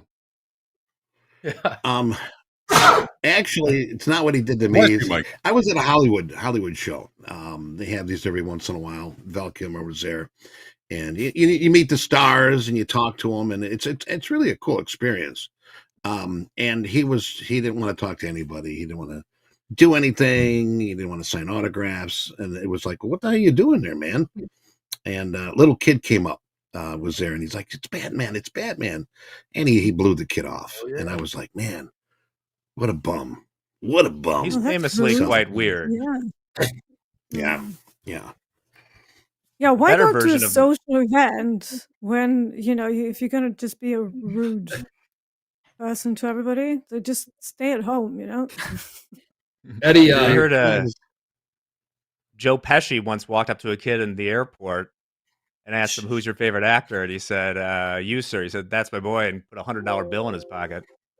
Oh, really? I'm talking Hey, about. Joe Pesci. Hey, who's your favorite actor? Who's your favorite guy? Here's $100. I'm gonna whack you. You know, he was friends with the Four Seasons. You ever seen that Yes. Jersey Boys? That movie, the Jersey Yep. Boys? Yeah, he was was big like, in wow, I didn't know in their uprising. Yeah, highly recommended movie if you have not seen it. Great soundtrack. And Joe Pesci. So we got a Right, so 3 crude oil is 1/4. extending the initial balance range to the Mhm. downside now. So a Mhm. little bit more, whole extra 7 Oh, yeah. ticks of range. Yay. Right. 58 tick range Yeah. so far on crude. Yep. Andre, we've got 3 1/4 points in the I'm watching, S&P. John. I'm watching. This is Yeah, I Yeah, don't know how got to 30 keep up. points. It's too fast 30 paced points. for me, you know. MOC.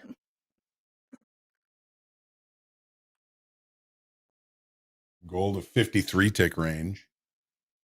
Yeah, we got a It's barn not- burner here. not- yeah. We should all be wearing our cowboy hats. Barn burner. Have a square dance or something. Thanks for tuning in, Rooster. Yeah. Line dancing. Hey, Rooster. Hey, Rooster, are you the rooster that does my kids' ski school lessons? There's a rooster. There's a rooster on your name tag. Probably not you, but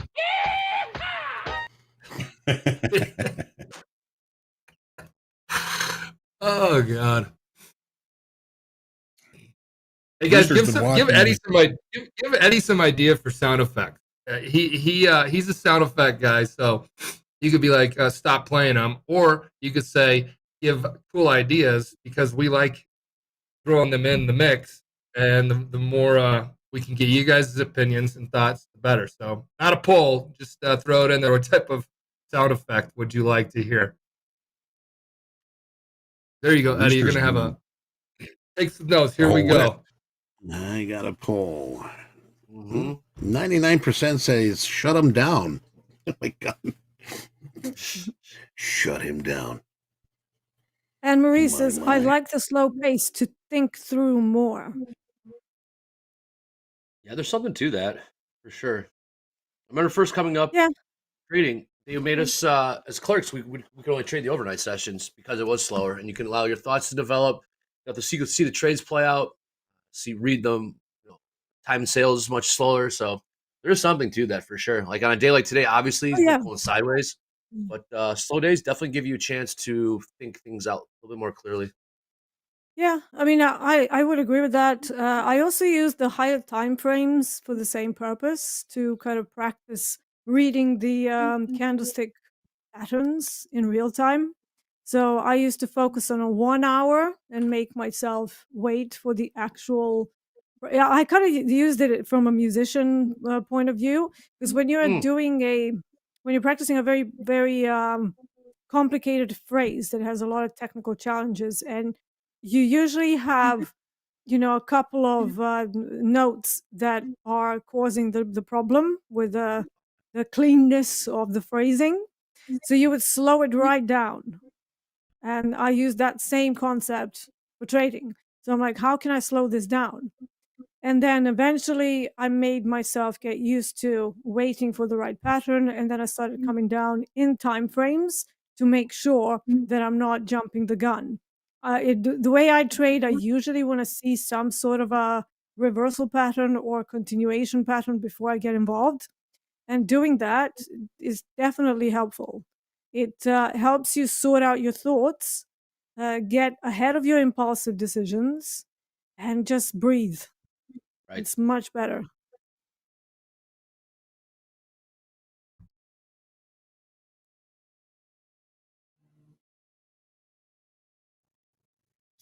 Johnny says, as an order-filled sound effect, do an order-filled sound effect to scare the crap out of everyone. Yeah. Oh my we do have a god, lot that of is hilarious. yeah.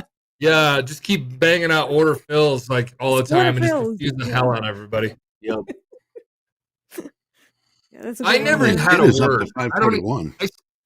I still don't have a word. I like just the sound. Mine used to be like a little like lasers, like zip, zip, Yep. zip. It was like a zip.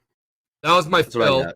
And then I had a different sound for my like stop. Yep, that was Yeah, it. that's the That was pretty good. T4 sound. That's Yeah. pretty good, yeah. Michael. Yeah. Huh? That wasn't me. That was somebody else. Yeah, that Oh, wasn't me. that was good. Yeah, the last week, one of the days I flattened the position, but I didn't clear the orders, and as I was talking, it just went, and I was like, ah, what's that? No, close. Yeah. So, yeah, we give ourselves enough heart attacks. Yeah, I did eventually turn it off. Somebody in here says it turned because I don't like on my phone, like because you'll think that you heard it, but you didn't hear it. You'll think that you heard it, and then you're trading. You think that. So I just turn all sound off my phone and on my trading platform. I can look and see what my net position. I can see that, Mm. so I don't need to have the sound. But back in the day, it was fun. Choo, choo, choo, choo, choo. Huh, Pretty good. Andre? That was pretty good. Sounds like a lightsaber. That's what they're saying in the chat. A lifesaver? Lightsaber. Lightsaber. No Star Wars. Phantom sound. Anne Marie, I got phantom sounds, and I almost got and the vibration of the phone. I turn everything off. The only person that can bypass it is my wife and my chief of staff. So they're the only ones that can get to my phone so it can ring. I mean, My anybody wife. can set the settings, but like I don't like. I'll get to my phone when I get to my phone. I don't need to. I see one of my Oh. trolls is in full swing today. Really? Oh, you got a troll in there? Yeah. You got those two, Oh, yeah. Deanna? There's a I like couple. it. There's a couple. Yeah. I always Surely wonder. there's a better way to spend your time. Surely there is. Oh yeah. Well, Well, I try to apparently make not. money. He's here and he keeps commenting, so you know. Yeah. Well, we'll blast him out of here. Good Spend- vibes. Kindness. spend your Kill him with energy kindness. elsewhere, dude. We shall Well- kill him with kindness. Nope. To We quote tried. Taylor Swift, people throw stones at shiny things. There you go. Yeah, they do. Anybody who trolls, I've learned in the trading world, has not found success, and they're trying to get misery to love company because they want it.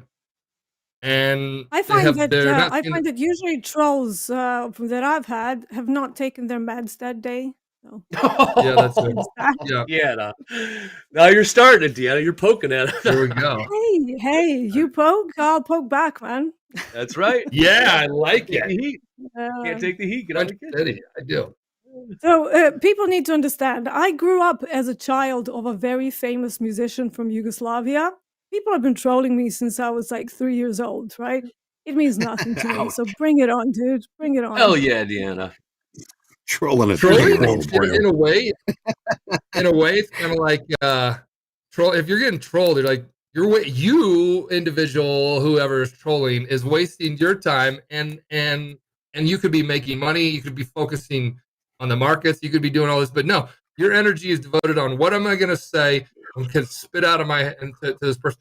I just think that's a waste of your day-to-day, like short time on this planet to get yourself in a better position on this planet.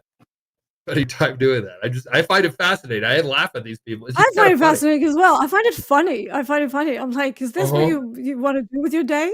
Like, cool. Like, don't get me wrong. I'll talk shit like with Dre and all that kind of shit. I'll do that with my buddies. But then to go Sure. out in the planet on Twitter and be like, your game's weak. And Yeah, I'm gonna right. say that, Jack, eventually to Durant when I get to that point. But like, We got to you get that. kidding? Like, yeah, we got a buddy that does it all the time, and we're always like, "What the hell is he doing?" He's got like multiple kids, Ooh. you know what? He's got a day job, but yeah, he just barks on Twitter all the time. Like, what is going on? Aristotle once Yeah. said, a Weird. fool contributes nothing worth hearing and takes offense at everything.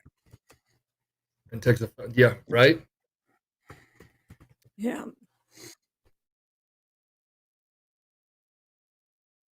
All right. Dre, Oh, looks like we've got somebody who's either from Serbia or Yugoslavia, former Yugoslavia. It says dobar dan. So I'm going to say dobar dan, kako si? Oh, there you go. That means hello, how are you? Or good day, how are you? Direct translation. Good day, how are you? You're speaking Celsius to us now, Deanna. Yeah. Well, UK, Europe, we're all Celsius. I cannot compute. Andre, how are you feeling about our short right now? I'm just I don't know how to feel about this short. I don't know. Dust it off. Yeah, we got to poke this market. Needs a cattle prod to wake this sucker up. I think it's kind of I've never out. seen it like this dead. Market's exhausted. Not on Log an in MLK Saturday. I've never, yeah, log in Saturday. I mean, last week was wild, so maybe it's just a little hangover. Last week was, if you made money last week, good on you. It was not the easiest trade. It wasn't, yeah. Ooh, no, I'm nearly not. back I had to flat, but the Wednesday was Nice, a difficult Deanna. one, even for me. Yeah. Oh, we're taking heat, Johnny. We're up to VWAP.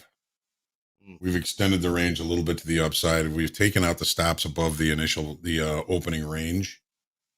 It looks like it's a coin flip, Hey, we both put this on just to stick our toe in the water. Unfortunately, there's piranhas in there.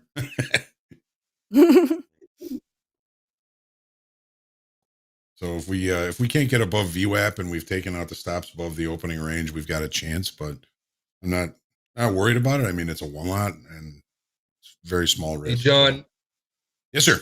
Johnny, I might have to put you on mute all day. Cody's girl is going to start getting upset. Mr. Steal Your Girl. Yeah, Johnny Hoagland's going to steal my girl, Cody says, tuning in with him for the first time.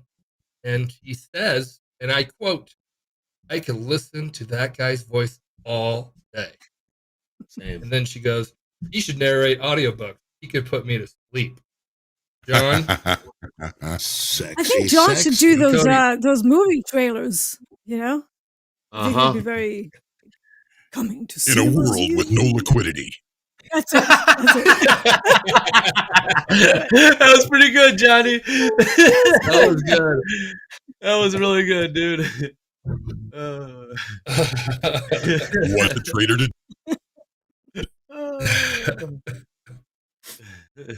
So speaking of radio voices that are, or I should say, whatever, great voices. We have Rips coming on here too, as a more of a regular. We got shifting of folks that are happening on the show coming up. Mind change. Mind blow. Yeah. So Topstep's really looking to go narrow and deep with a lot more folks that are driven and pushing traders forward. We're excited about that. Rip's going to be on here a lot more. And we have some other folks talking to the Wall Street or Einstein of Wall Street, Peter Tuchman. So I think he'll be on Wednesday. He's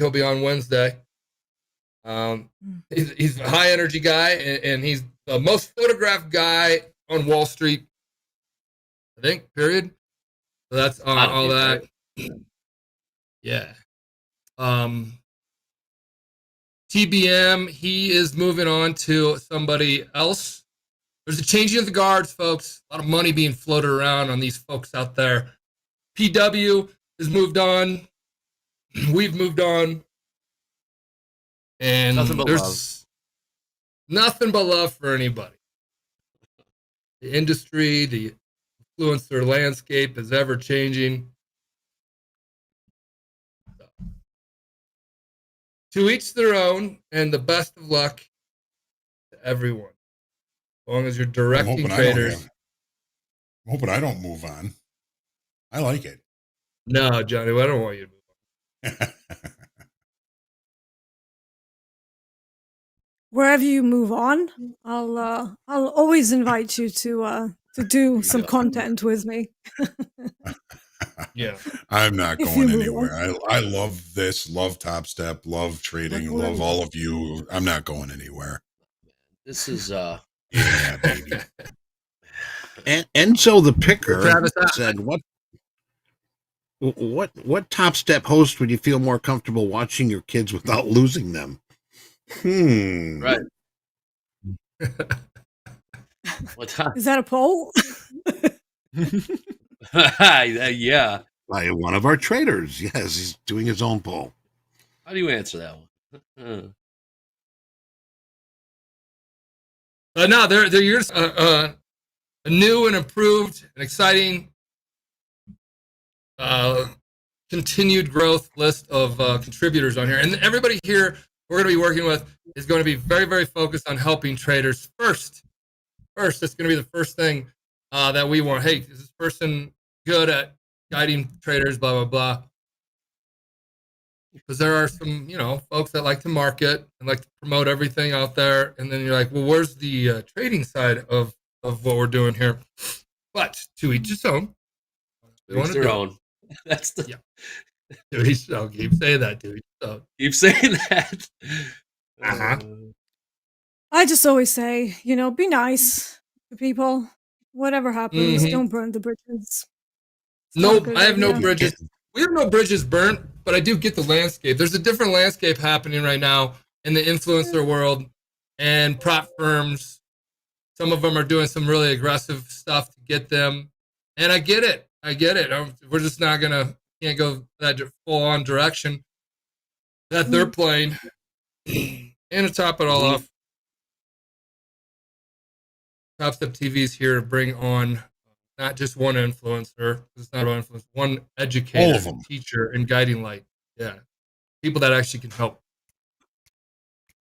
Yeah, I love them. So we'll be missing TBM. Good cat. Yeah, he's got to go. He's got to go promote, do his thing, or work with, or however. Love the cat. Good guy. Very, very good guy. We'll welcome him back soon when he finds out the grass is not always. Mm-hmm.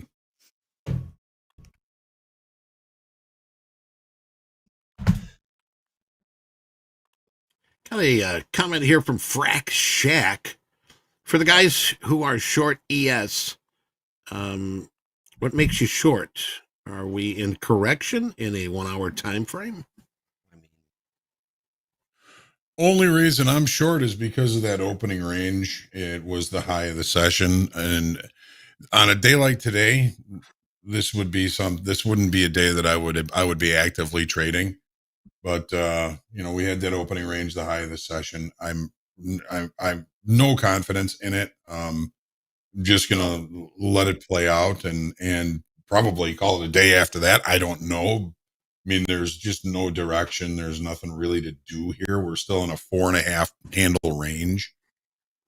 So just to make it interesting, we put something on and liquidity to the downside too, John. Yeah, I mean there was the liquidity to the downside that we were looking at.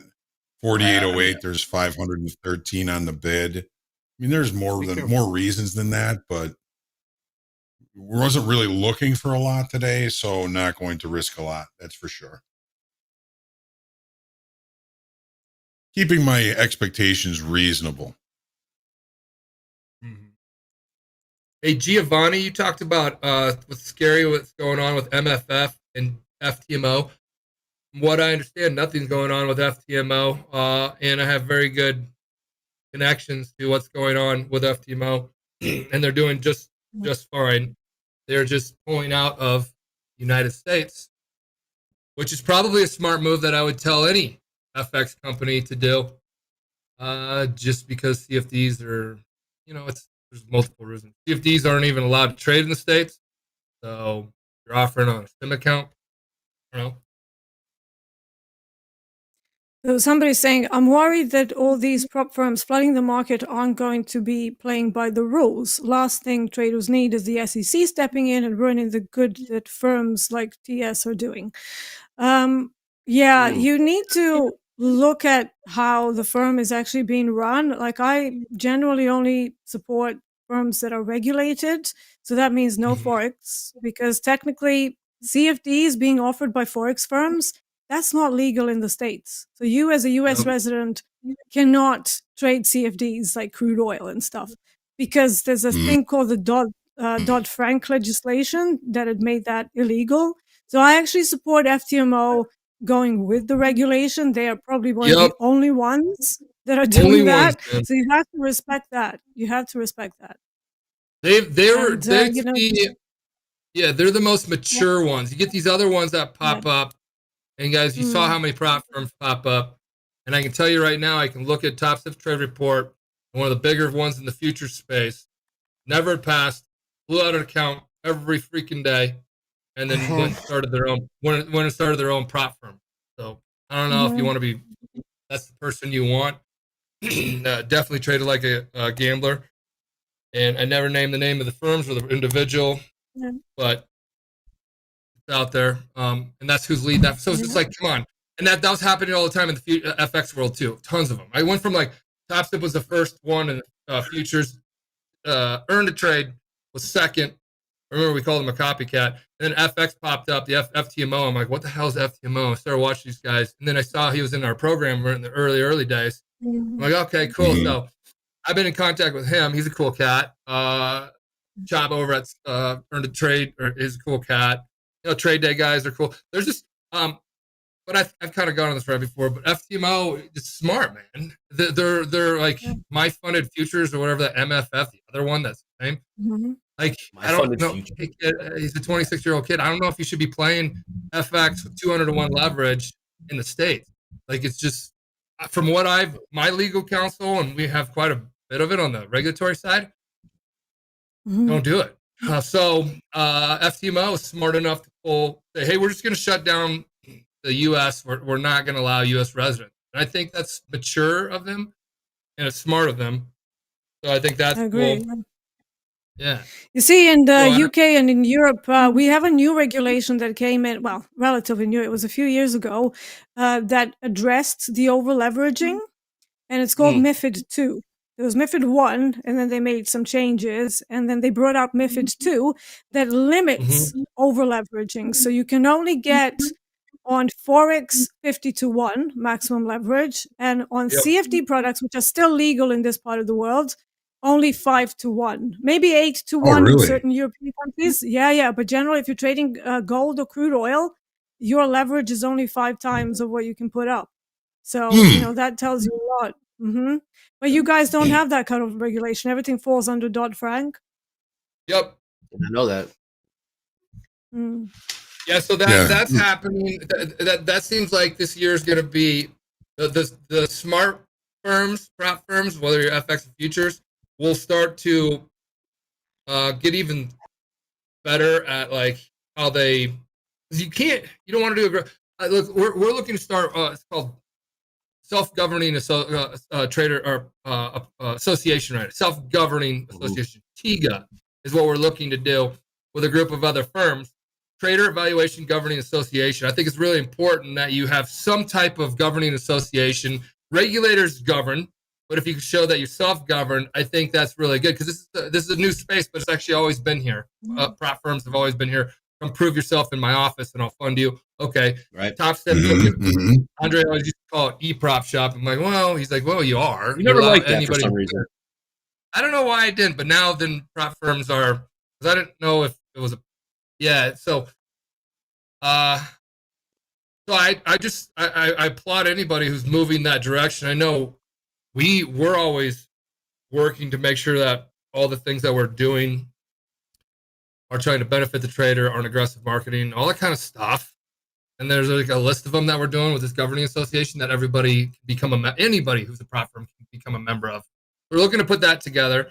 That's been an ongoing process, and our whole thing is just help protect and really validate the space, because this is a much needed space. Without a funding opportunity, you will go to a brokerage firm with your kid's college fund, and we all know the stats on how many people can fail, and that's real money, large amount, not $49 for a trading combine, $4,900, $5,000, or the average trading account opens up with $10,000 and closes within 6 months.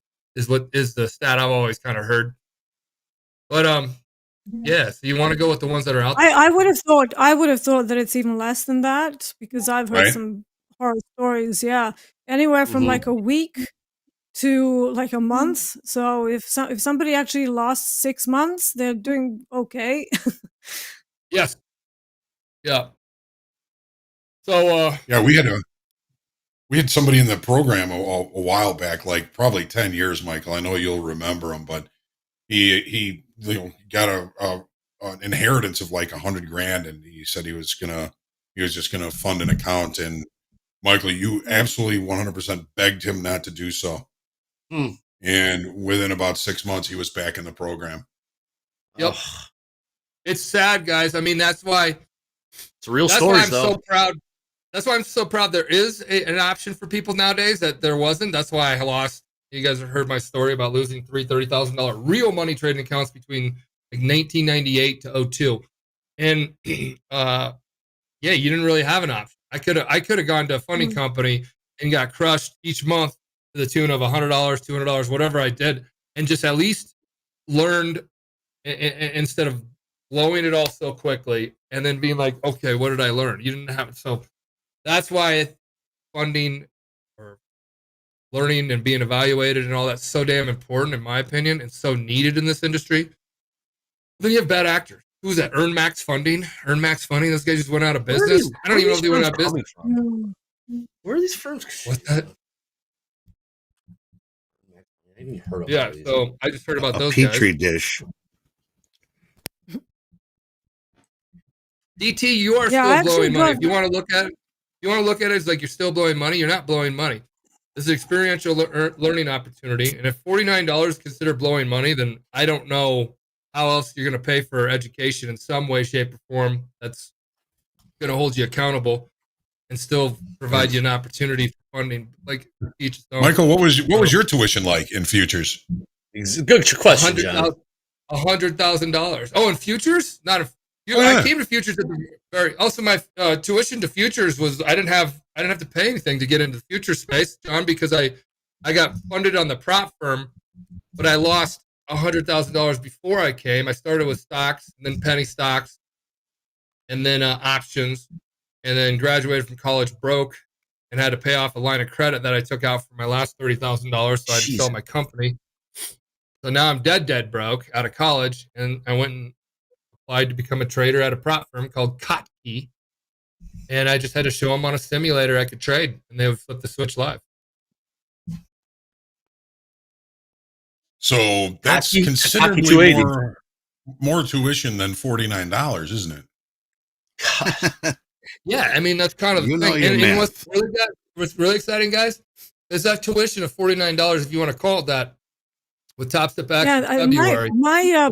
My program that I went through to learn how to be a prop trader was $7,000, and then you would get a simulated account. $7,000, yeah.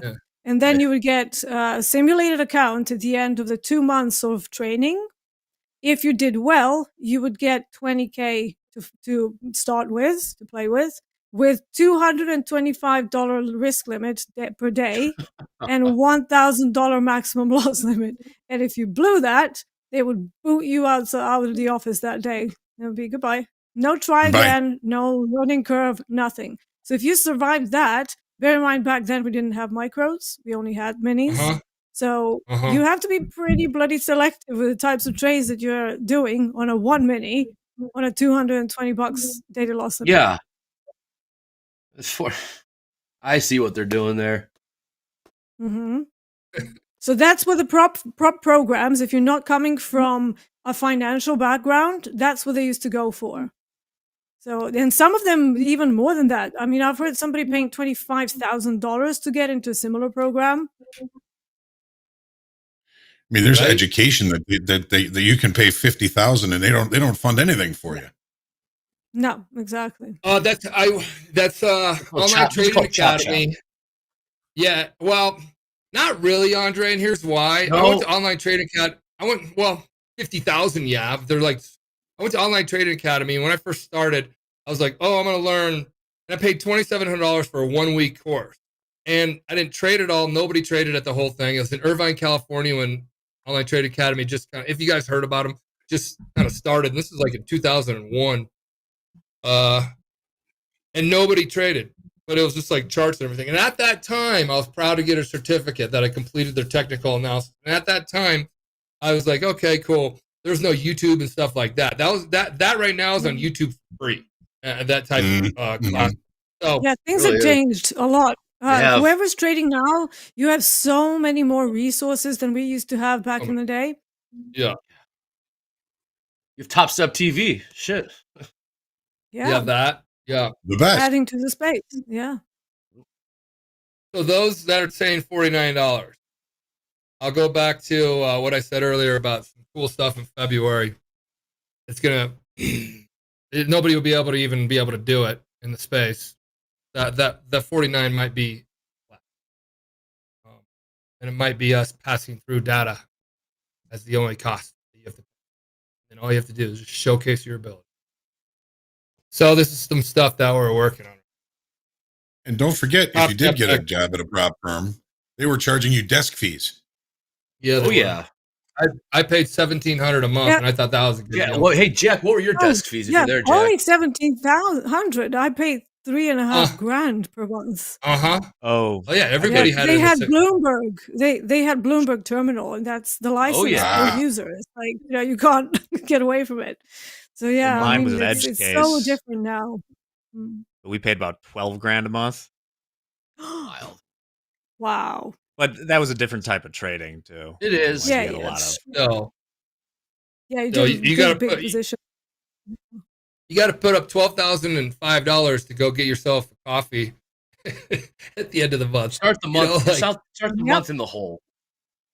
Start the month. Yes, and even if you make Andre. money, even if you make money, you still have to recoup the desk fees from the previous month if you were in the hole or whatever.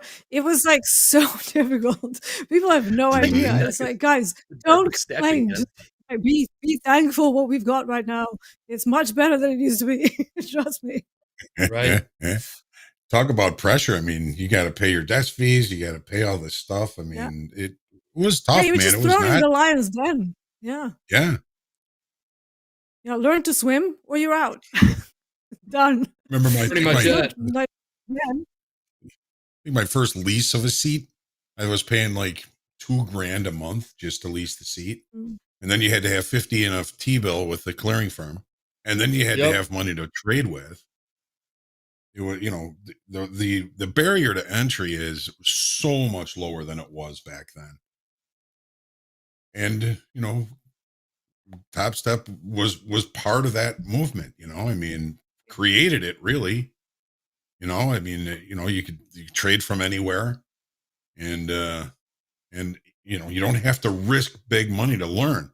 You still need that feeling of that skin in the game to really learn how you're going to make decisions under duress. But that's what's so beautiful about the trading combine. You do have skin in the game. It's not just some random sim. It means something. So it means a lot more, much more difficult to make those difficult decisions. That's right. Steve, your first lease is 4K. Yeah, guys, everybody has like some net that they have to cover. There's a similar theme. Everyone's starting the month in the hole. And your first winning trades, you're digging yourself out of the hole, and it goes to the lease or the desk space. So I'm here. You don't have to do that. And then one of our mantras is, hey, we started in the pits and we created this space. So we know we did. What was needed. Not only that, you had all those expenses, and then you were only making 50% of anything over that. Oh yeah, if you were lucky. 50%. One of the firms was giving us 20%. Yeah, man, what a big 80. See, that's crazy. Because they worked as a kind of a cross between asset management and a prop firm, and they just had the 220 model for everybody, like trader, investor, it doesn't matter. So we used to get like 20% performance fee, and then the rest of it would go towards your risk capital for the next month, and they would push size. They would be like, right, but that's your risk capital. Now you have to you presented a business plan. So they knew exactly how much you're supposed to risk per trade, how many trades you're going to do, like all of that stuff. And you just couldn't go, well, actually, I'm going to size down now. They were like, no, you have all this money that you made last month. Now you trade it because that's risk Right. capital. It's not yours. Right. Like, whoa, okay. You're moving up. Yeah. Whether you're ready or not. Whether you Hey, kicking or Michael, I screaming, got you're moving up. Hey, Michael, this is a really good question in the chat. If you could ban one thing from this industry that you feel is harmful to traders' development, what would it be? 20 accounts. Boom. 20 You'd have an accounts. answer. I don't. That Question, shit Forrest. is bullshit. It's just. There's nobody in the history of trading that I have ever seen in my experience that has ever recommended anybody to trade any. Oh man, I know you're really struggling, and you haven't and you're probably new, and you're like, you need 20 accounts, buddy. You need them. You just need them. You gotta get them. Like, why stop at 20? Why not just do 100? That shit to me is the worst thing, and that's my only rub with these companies that do that, because I'm like, I get what you're here. You know what it is, Andre? This is what it is right here. Hit me. See this? Yeah. Scratch Wait, ticket, I bought scratch those. Ticket, scratch ticket. I know. I found them in my pocket. I bought those when we were at dinner like 2 months ago. I'm proud of when you were out here last. You got so pissed at me. I brought them to dinner. Go on. Sorry. I get just like, dude, knock it off. Quit it. You're giving people bad advice, and now you got a whole movement of people being like, oh, I need them. And you got people on here, and hey, you know what, Jack, put it in here, that 20 account bullshit about limiting risk. It's kind of funny too. It's just like, you're not limiting risk. You buy 20 accounts. Let's just go buy 20 accounts, and you get them for 92.5% off. Yeah, 92.5% off. Boo, boo, whatever. And then you get them, and then you pay a $350 activation fee because they have a tiering one for each one of them. So you got 3 accounts. You got. Oh, there you go. How about that? Good question, Taurus. Yeah. I Trading knew my we could get a rant out of you. Across 20 accounts? Oh, interesting. With the same position? To limit my risk. And you don't. You give that company $6,000. What is it? $300 activation fee times 20. That's $6,000. Stop it. That's right, Michael. So somebody's saying activation is 85. No, that's for small accounts, and that's a monthly fee from what I know about that particular company. If you want a one-off thing, not making you pay every single month, it is a lot more than that. So yeah, and then you got an intraday, you got an intraday trailing. You got an intraday trailing on top of a 20 account. You got 20 accounts that you intraday trail that then you bought for 92 cents or whatever. So FOMO, get a flash sale every day. And then you do an activation fee of $300 and some odd dollars. There's also a reason why that company's also buying out every big influencer too right now. So, hey, their marketing agencies they know how to market. Do they know how to trade? Do they know how to trade? Well, it makes it, you got 20 accounts. You lose $100 in one of them, you lose $100 in 20 accounts, but it's easy to just kind of kick back and say, well, I only lost $100, but at the winners, you're making $2,000. Yep. Right. I only lost $100. Oh, look at that. I made $2,000. You know, it plays with the mind, I think. Yep. You know, so as you see folks that start to gravitate, and promote companies like this, just question it. You don't have to do, I'm not saying to do anything, just question it. It's all right. Well, is that really healthy for me? This one influencer that now promotes them, and then they're saying that I should get 20 accounts. Is that really good? They get a percentage of everything. So is that really good for me? Good for them. Good for also the company. But is it really good for me? I don't know. Just ask yourself the question. I don't care what your answer is. Just ask yourself the question. That's right. Well, here's a question I've got, sort of outside of what we're talking about, but sort of inside of what we're talking about. John Williams, famous for the Star Wars soundtrack, is asking, I had a question comparing the pit trading to electronic trading. Do you feel like it was easier to be more active with pit trading? So now traders need to make sure they add physical activity. What do you say, Johnny? Easier to make money on the floor, I'll tell you that. Oh, yeah. Yeah, it was. Because you can read it better, right? You got brokers will hook you up with fills. Yeah. Mm. Yeah, I mean, if you had You a said- friend that was a broker and Yeah. you were, but a lot of it was real estate too. I mean, if you were up on the top step next to the brokers, you probably got some more favorable Right. opportunities. But the physical part of it was very true. I mean, S&Ps were open for 6 hours and 45 minutes, and if you go bell to bell, I mean that's some physical activity. You're moving around, you're waving your arms, you're screaming, you're hollering, you're sweating. I mean, it was very physical, and something that we don't necessarily see in electronic trading. We all just get to sit here and move the mouse around. But it is, I mean, I think screen trading is a lot harder than pit trading. A lot of big traders in the pit just didn't do well, lost a bunch of money, and then went on to do something else. I mean, there are a few that I know are still actively trading, but these guys, they could lose $10 million and it's not going to change their lifestyle. Right. That's all. And That's so cool. and some of them got to the pit in that kind of situation, which makes life a lot easier. If you don't have to worry about your lifestyle, hey, trade them up, do whatever you want to do. Right. But some of them, a couple of them became very, very good traders, technical traders. They weren't, they weren't leaning on their money. They were there to make more. So, on the trading floor, it was more physical. Trading electronic, it's more mental. And that's what you've really got to focus on. Sure, you're going to take a walk around the block, do some push-ups, whatever to get the blood going. But it's more of a mental stress when you're trading electronically than, the trading floor was fun. It was competition every day. And it was like a sport. I mean, you had to be physical at some points. It wasn't, excuse me, I'll move aside. It was like, I'm going to push you out of the way to get to this trade. And that's how it was, Yeah. Yeah, I did some podcasts, and actually, Michael, the guys from Trade Day. So James's wife was also a trader, and she hated it. She said, "Oh, she would have like spit in her hair." It's like Oh yeah. Really? She welcomed it. She welcomed it. She was like, "Yeah, bring on electronic trading, man. I'm sick and tired of the pits." Right. Yeah. Yeah. I mean, that was just a fact of being. I mean, you're packed into a very small space with a whole bunch of people. Yeah.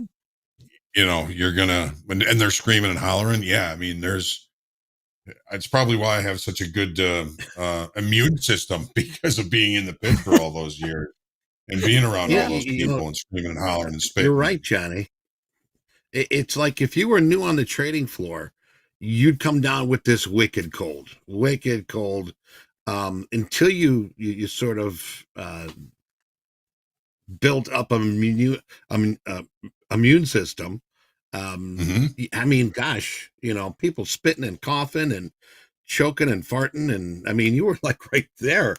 It was very physical. I mean, like I said, I broke some ribs, had an eye injury. You had a broken elbow, didn't you, at one point as well? Yeah, Maddie. Yeah. It was broken ribs, broken hand. You're like eye injury. You're like the trying to. You're like the Bears. You're like the Bears on their game opener on their first drive. My goodness, all beat up. I mean, the thing is, we had nurses there, emergency department. Yeah, we did. The closest thing I got here is Band-Aids in the medicine cabinet. Carpal tunnel. Yeah, carpal tunnel. Yeah. Well, one of the guys in the chat said, Eric, he said, sometimes I push my girlfriend out of the way to make a trade. So that was quite funny. Well, it's like the end of Trading Places. Randolph, your brother's not well. F him. You can jump over anybody to get a trade, right? Yeah. But there were like 3 or 4 nurses on staff, from open to close, even after that were there to, help traders if they got injured, if they had a heart attack, if they got stabbed, if anything happened, you just go to the nurse. They used to keep track of my blood pressure. I'd go in every week to have my blood pressure checked, and they would keep track of it on a little card. Okay, Jen. So, I mean, it was very physical, very stressful, very, Wild. you know, yeah. I mean, you know, you had to have somebody on the premises to make the call if somebody, you know, was having trouble. You know, I saw a few people, you know, get rolled off the trading floor on stretchers. You know, Oh yeah. I got rolled out of the building once on a stretcher because I felt like I was having a heart attack. And that's all they said was, how is your heart? I said, well, it feels weird. They said, that's it. You're going to the hospital. They called an ambulance, rolled me down and rolled me into an ambulance. Did you hand them your deck of cards and say, hey, I'm long 10 from 50, 14 from 40, and I cannonballed down and I put another 100 on it at 25. So can you get me out of that? I did the Northwestern Michael, Hospital, Fred. You just call down to the floor from the hospital and say, where's the market? Oh, okay. Then let's hear. Buy me 10 because I had a nice winter there. Right? Michael, you remember that guy that passed out and hit his head? Remember that? Were you in the pit? I knew there was a guy that turned completely white. Like he got long. He's like 80 bid. They're like 10. You know, he hit him. You know, 10. This is a 10 lot, and the Dow pit would be 20 minis, right? Mm-hmm. Yeah. 20 minis. This guy wasn't a 20 mini lot trader, and the market just fell out of bed, sold off, and he turned white, and literally he kept holding his cards here, looking up there, turning white, and the next thing you know, he fell down, and I don't know, like nobody helped him up, and he was on the ground and having convulsions or whatever. But then the nobody did anything because the markets were in free fall for him, and the medical people had to come in there and push people aside and then like stretcher him out. Remember that was Woody or what? You remember that guy or no? Bottom step. He stood on the bottom step. Yeah, I remember. Oh. Yeah. I mean, I had the same thing in the D-Mark pit where I had to grab a runner and say, get the nurse. This guy's getting stepped on. It's a fast market. People stepping over this guy. And he ended up having a brain aneurysm. And like 6 months later, it's like, oh, dude, you're not dead. He's back trading. Passion and desire, folks. Passion and desire. You know. But there's been people that have and more. There's been people that have been taken off the floor, and guys will take their cards and say, hey, is he long? Is he short? Try to cover for the guy. I mean, it wasn't all dog eat dog. There was good people on the floor. But fast markets. It was a matter of keeping your head above water. We had a failed auction in the crude. Yeah, I know, but it's so whippy and choppy and barcodey. Yeah. I'm actually looking at switching to a range-bound strategy now. So if the market fails here around 72.35, I may do a little short, just like for 20, 30 ticks or something. But again, because we've traded both sides. First. Yeah, because now the likelihood of this going up. It's like I said, the elastic band analogy. So if something's being pulled from both sides and we don't have single prints, we don't have much to drive this higher, chances are you let go and it's going to come back to the middle. So my strategy for this sort of situation would be to wait for those extensions on both sides and then to use the middle of the profile and or VWAP as my target. So that's the plan right now. Good plan. Now, that said, the market likes to make a liar out of me, but we traded both sides of the initial balance. I mean, it's likely going to be a range day. Well, again, if we get some single prints left behind on the upside, I'm not going to. Well, that's the other way. Oh, right. Yeah, because it shows you that the auction is too strong to that side. So until time passes, so you either get two more or at least one more 30-minute candle going by without the market making new highs and new levels, then you can fade that. But until such time, we stay objective, make sure that there are no single prints left behind, or if there are, we give it time. So again, it's all very slow, not rushing, just making sure to work with whatever is going on in the markets right now. Nice. Trading what you see. Yeah. Very nice. Dre, Hey, Steve, we Al- got Steve, What are you thinking here, John? yeah. you Steve know, Allen, Johnny, hold on one second. Go This ahead, might be John. an Finish your MLK. thought. I mean, as long as we're kind of holding at VWAP, I mean, We're at. we're so far. I mean, it's one time framing higher almost, right? I mean, Yeah. we got higher lows, we got all but higher highs. We're about to take out that high now, which is probably going to hit my stop, which is fine. You know, I probably wouldn't be trading today anyway. So NASDAQ caught a bid. yeah. What has the tilt been anything either way? I mean, it's 60% long S&Ps now, 50-50 in the NASDAQ. Well, again, looking at NASDAQ, yes, it did close above the initial balance, but it's hitting the overnight VWAP now. So if that fails, then we have a failed auction. So again, that would be a range-bound trade for me. And ES, I mean, we're sitting at 18 ticks for the entire session. I know. Sure. It's brutal. Something. Very quiet. Yep. Yes, Bill Ma, that was the Deutschmark pit. Just answer his question real quick.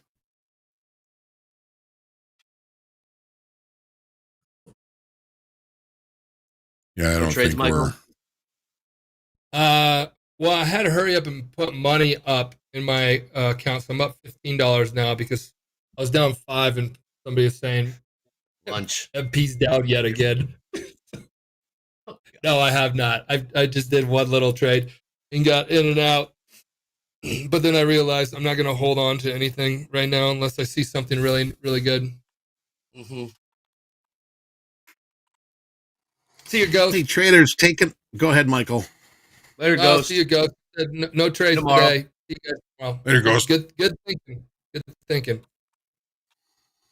Enjoy your day off. Looking into tomorrow. Tomorrow we got fast markets with Rips. Rips is going to join us tomorrow with MP and Andre. We also have Shoulder Tap, Hoagland Mick.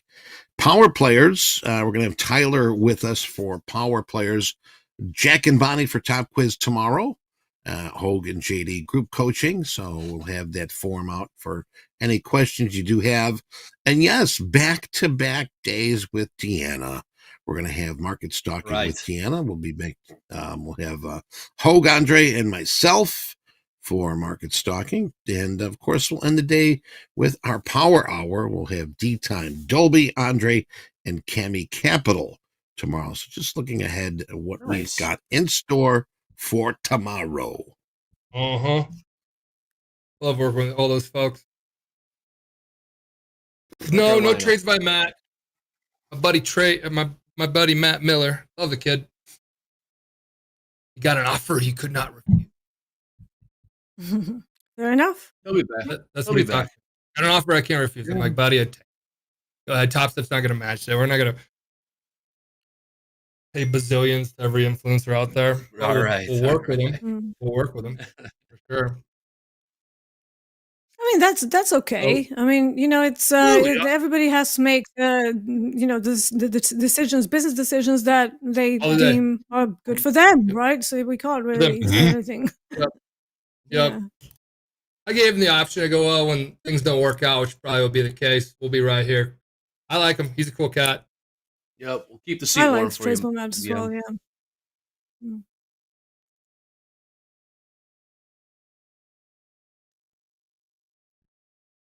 Yeah, we got to get Danny Trades on here too. Rips coming on. Oh yeah. Yeah, Topstep's not playing the price war. We're not going to pay a fortune for that. We're going to lead with a lot of great stuff. Somebody asked, tell me more what's coming up the pipeline. I know we'll continue to put the kill shot in other companies by squeezing them. And we're doing this to try to get people to really see that Topstep is here to help you. So I talked about February Topstep X will be coming out. There's going to be some possible pricing that we bring it down to. Like I'll get more details on that one. We're working on a static drawdown. I think that's probably will be the next one that people ask for. So we're going to have that coming out. And then besides Topstep TV and loading up more and more like big names here, so you guys can tune in all day, bell to bell, and get rewarded for being a bell to bell clubber. Not a terrible amount of program changes. We're not changing out our payout policy as right now. Somebody asked me that one. Put up 5W days. They don't have to be in order. You know, how does static drawdown work? Static drawdown is just well, it's not like the other companies that have intraday trailing like that drawdowns or whatever, which blow out people that have profitable days going on. It just if your max loss limit is, let's say, 4,500 in the 150K, it doesn't ever trail. It just stays there. I see. So that's something that we're it's on the short list. Of course, other companies will probably come out or already have it, whatever. But we're rolling out our roadmap as we go. So that's a little bit of a sneak peek of it. I don't want to get too far advanced of it because people tune in. Stay tuned. Stay tuned. Yeah, stay tuned. If you do have a favorite or somebody knowledgeable, a mentor, somebody that you like to follow, and you're interested on them coming on here to Topstep TV, send us the information that we can contact them. TopstepTV at Topstep.com. That's TopstepTV at Topstep.com. Make sure you, if you got a phone number for sure, but make sure you get us a email address and a little bio on what they're doing. We would appreciate it.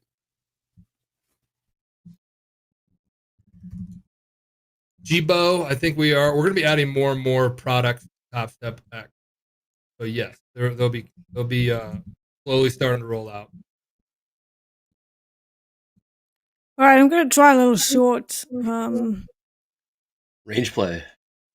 Daniel Grant is saying, Deanna, what do you think about a short here in crude? There you go. There you go. About that. Hey, there we go. Yeah. Okay. Conviction.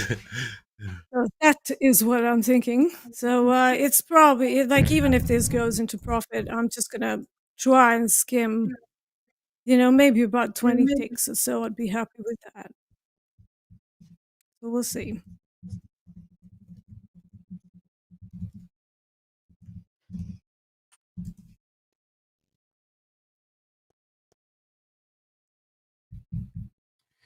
Coming up here in about 10 minutes, we will be having shoulder tap. And we've got that today. Shoulder tap with Brett. Going to open up the week here with Brett. So we'll have him and see what's kicking in shoulder tap. Coming up in about 10 minutes. Well, Andre, you're back to break even here. Yes, I am, John. I'm gonna ride this sucker out. Did you get stopped out, or are you still in there? No, I did not get stopped out. Right. And as soon as this thing goes profitable, I'm gonna take it at a profit just to improve my duration metric. No, I'm only kidding. Yeah, our duration stats are through the roof today, John. Right. We've been on this thing for almost 2 hours already. Yeah. Yeah. This is the longest S&P trade I've had in a while. It's a bell-to-bell trade.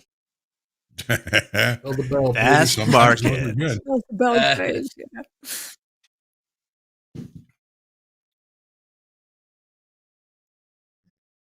Yeah. Well, I mean, we've got on the 30-minute here, we've got a bearish engulfing if it closes down here. I like to hear.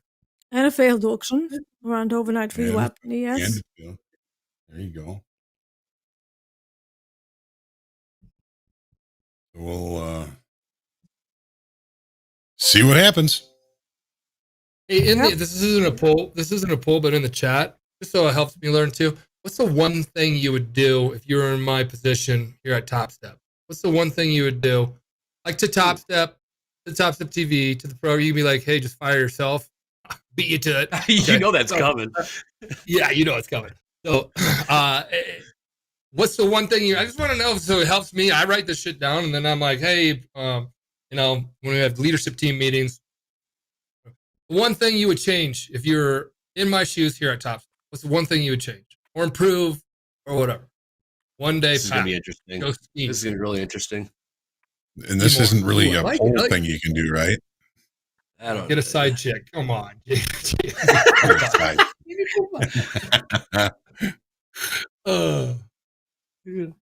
you get in there, Deanna? Move trailer. Yeah. I got in at 72.17, so slightly under right now. So we'll see. What are some of these Right, answers? so I'm gonna rapid Free fire some of merch. these. 10 to 1 micros. We are going to be fixing that this year. That's due to our trade reports. It breaks our trade reports because micros came out after we had already designed our trade reports back in 2014 or whatever, when we did our first rewrite. Now we're going to probably have to rewrite again. So that's the question of that one. Remove the trailing drawdown and make it static. Just talked about that one. We're going to be looking to do that one. Hire me. Maroons, we're hiring, so check it out on our hiring page or whatever. More micros. Okay.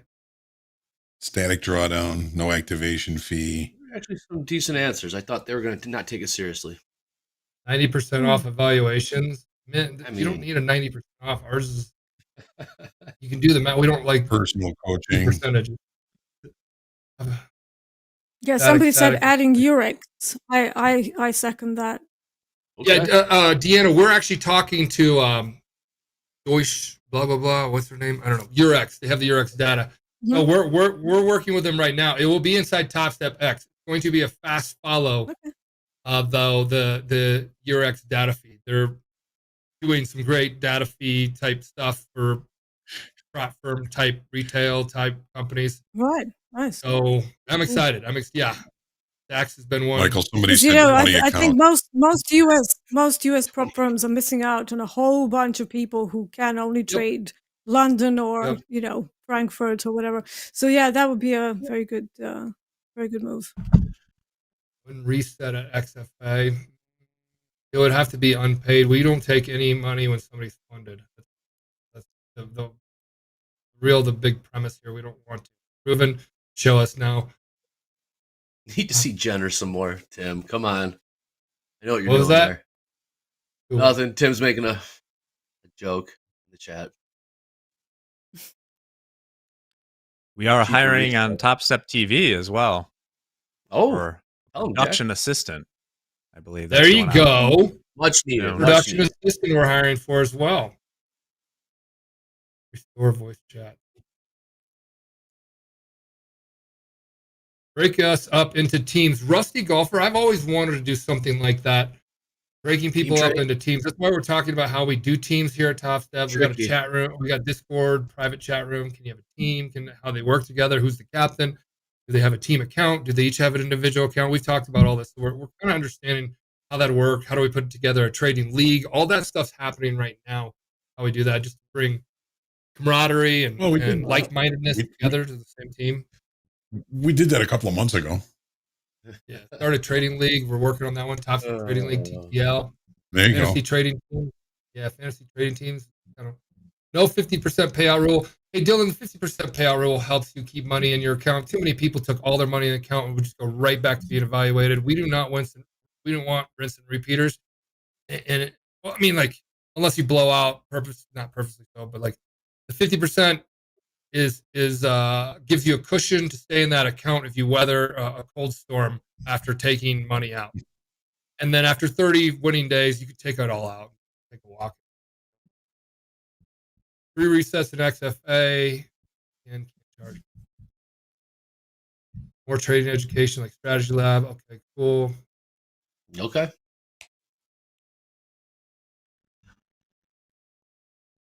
You would be doing your country a great service.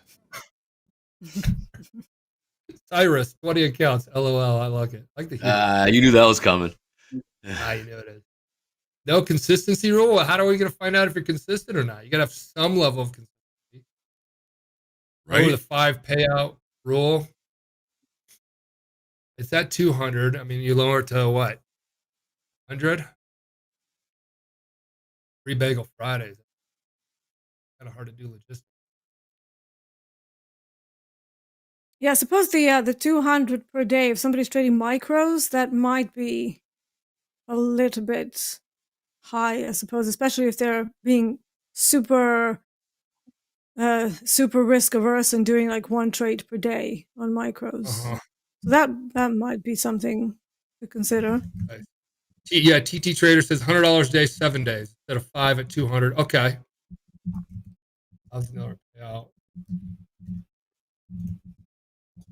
Want a $1,000 cushion that has to be in the account before you can take a withdrawal or payout. Okay, so we got some payout stuff.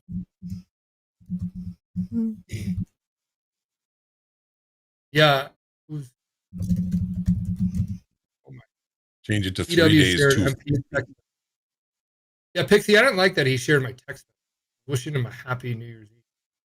What happened? Shared it with the whole world. TW decided to just share a text message that I had with him. I didn't think that was. You don't say. I was wishing him a happy, and like I do it to everybody. You don't say. Happy New Year. Happy New Year. But I guess there's more. Way more.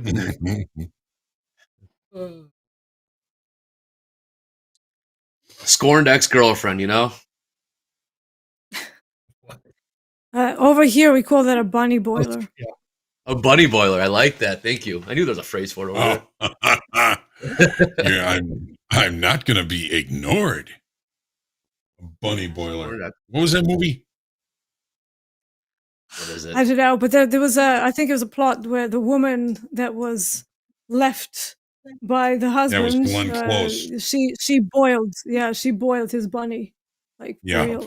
Yeah, it's a kid's bunny too, man. Come on. Yeah. I think I turned that off when it happened. I'm like, no. I know. I don't like to see animals getting hurt. No. Oh, somebody's asking, what are the MA lines on my chart? They're not MA lines. They're actually called Fisher transform, and they are measuring the Gaussian distribution of price movement. Don't want to nerd out too much with people because I know that I can be a little bit complicated to listen well, my to. friends, sometimes I'm trying. Time has come here where we have to say hasta la vista, baby. We will be back here tomorrow, but don't go away. We've got Shoulder Tap with Brett, and well, before we go here, real quick, Deanna, any closing comments? Yeah, I just made $160 on this little tiny trade because it's a there's your closing comment. So that's a closing comment. And as always, let's try to do more quality trades over quantity if you can help it.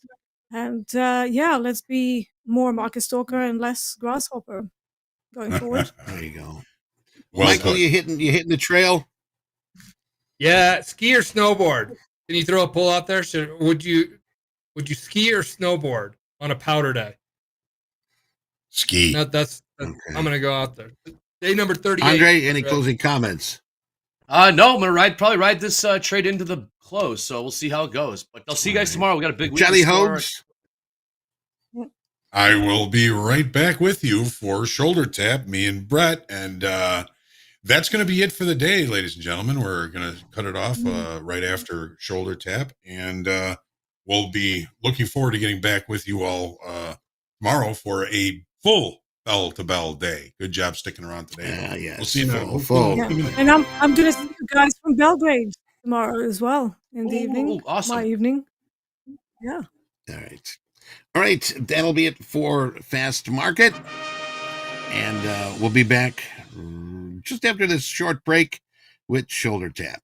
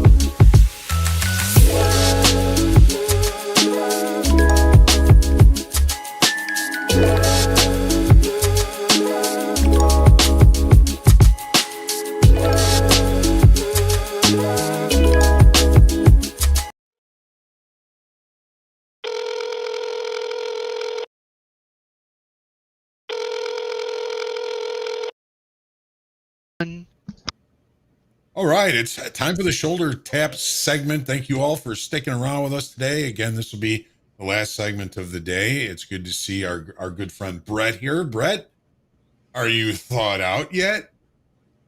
We're getting there. The windows in the office had about an 1/8 inch of ice on them today, and it is just about through it. The heaters have been blowing right at them, but I think when I left the house this morning, it said minus 12 degrees Fahrenheit, and the real feel was right around minus 30. So it was brisk. It's a 5 blocks good day to stay home. In that cold, I got to hand it to you. You're a hardy soul. I did it. I form over fashion on days like today. I had long underwear. I have this heavy sweater, a heavy jacket. Didn't really care much what I looked like. No, of course. Managed my risk in the cold in this instance. Nice furry hat. Exactly. But not a lot going on. Not much in the markets really to speak of. I know we have an abbreviated trading session, which means our Rhythmic and CTS users, you are going to have a blended trade date. Tradeovate and Topstep X, they will still be separate trade dates for you. But keep in mind, most markets are closing at 12 o'clock noon Central Time today, so make sure you're flat by that time. But we still have some traders that I would like to highlight today. The first being Moise. Moise, well, a decision was made on Friday to call them up in their 150,000 XFA to the live markets. Right. And Moise, you might look at their trade report and initially see that they've been killing it.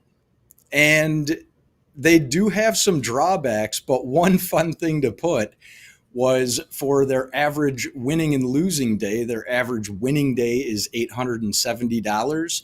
Their average losing day is not applicable because they've only had winning days in the account. And they've been doing it for 12 days. Now, mind you, we have called this account up to live, and they are going to be starting in the live markets real soon. One thing that I did notice on Moise is great at digging out of losses.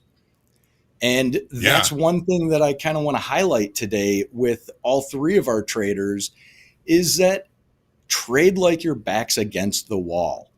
And don't act like if you lose $300 or $500, pick a number, put it on a Post-it note, put it on your screen so it is staring back at you all day. That's what I did. You may have some different methods, John, for adhering to your own advice or self-discipline that we know is probably right most of the time. It's just hard to follow. But Moise, he's pulled back a few times, I think 3 days to the tune of $2,000-ish and always been able to dig out of it, which is great to see. And that is when a lot of traders, their best trading takes place. John, have you ever been in a situation where you had to make money? That's not what I'm referring to when I say back is against the wall. Right. But situations where you have to make money, what did you see happening with your own trading? Well, of course. I mean, anytime you're down money, you kind of feel like you have to make money. And just looking at this trade report in this XFA, I'm not looking anywhere past that, but it does seem like Moisey. I'm not sure if we're carving up that name. I apologize, but it seems as though Moisey is able to keep his wits about him, because there are a few days when he's down some money. It looks like a little bit of over trading coming back, but at the very least, he's able to pull back. And it leads me to believe, Brett, that Moise is not freaking out when he's down money. He is staying in his strategy, looking for good opportunities, and can relatively consistently in this account 1 to 3 days, 2 days down $2,000, 1 day down 1,100, and finishing the day positive, and in one case very, very much positive. So you could look at that and say, well, this is somebody that is remaining calm, looking for the right opportunities, and digging out of these daily holes with some consistency. You'll find this, Brett, that when traders become emotional, they have a tendency to just kind of make the day worse and eventually hit the daily loss limit. And then they got to come back the next day and try and make all that back. Moise seems to be very good at digging out of those holes. And if that's the consistency that he's able to achieve, then he should continue to try and do that. It's when if that consistency kind of falters and you're hitting the daily loss limit anytime you're down money, that you want to put that number up on that sticky note and stick to it. But in what we're seeing here, this is a trader that is capable of remaining calm and finding making good decisions under the duress of holding on to some losses. I like him. The reward over risk is 2-to-1, 57% winning trades. This is this is good. I don't often see people that are able to kind of remain calm down $2,000 and then get it all back. I think we tend to really start stabbing at anything and end up making it worse. So Moise is doing well. And with that, Moise has done a great job of sticking to 2 contracts per trade. Because when down, it is easy to think, you know what, if I just do a 10 lot here, that'll get me real healthy real quick. When in reality, oftentimes that is just a poison pill for anybody's trading account. I don't care if you're a large fund or a small individual investor.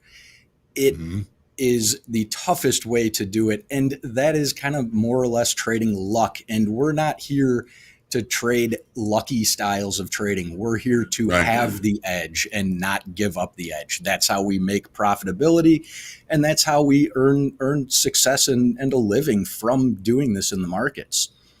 I know we don't have a lot of time. I think we're going to be cutting out a few minutes early today, so I do want to get on to the other traders. Yeah, let's check out Aaron. Definitely. Aaron is in a $50,000 XFA. And NASDAQ trader. And the thing I really like about Aaron is that really taking very few trades and doing a great job with it. One thing about Aaron is he had some success in the markets, getting the account to a healthy balance, took a payout mid-December, and has kind of hit a bit of a rough patch. But it's not too late to turn that around. And this is an example of trade like your back's against the wall. You do have $1,600 in the account still. I would recommend trading $250 a day max loss, and trade like every trade your life depends on it. Treat it like you will lose the account if you lose $250. The good news is you have a few rounds in the chamber if that does occur, but stop after that and take the loss. I know nobody likes taking losses, but it's the worst thing you can do is throw good money after bad.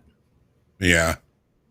And it's a little upside down as far as reward over risk.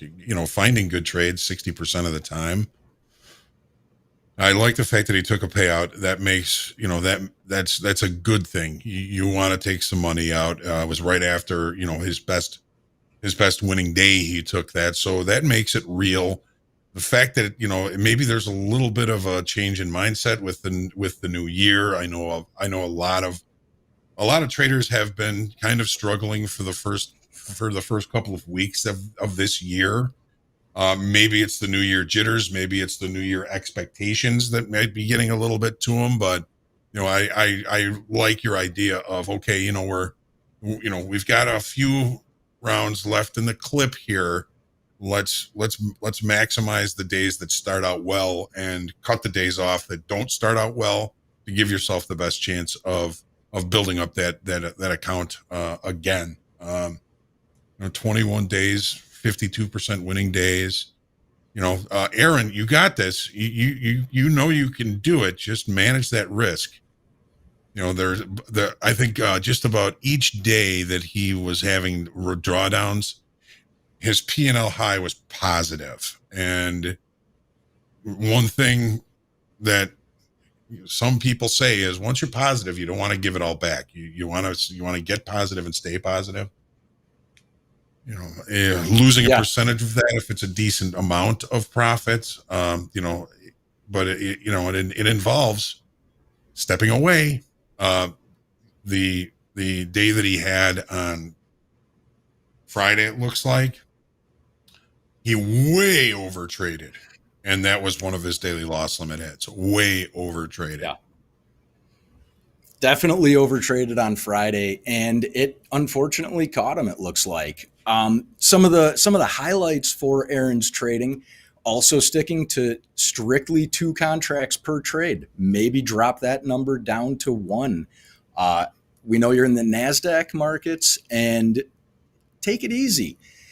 Maybe you're not going to make $2,000 in a day, but our losses are higher than our winners for a lot of these recent days, and would love to see it stop before it gets to that point. Let's try to get that reward over risk a little bit more evened out, and it'll start adding up, similar to Moyes, who we featured first, who is averaging just a few $100s a day and quickly got their account up to, I think it's around $9,000 or $10,000 that they're going to live with.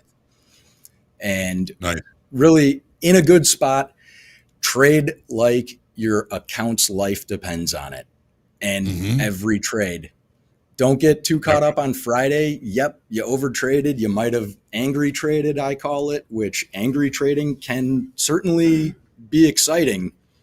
And sometimes you can make money, which is kind of the problem with it, like I've said in some other segments, in that sometimes the things you shouldn't do work.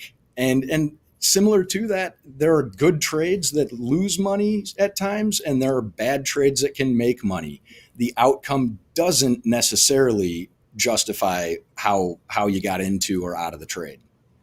Like Mick says, try and be 100% winning trades. It's not going to happen, but make sure you're always looking for the best opportunities. Exactly.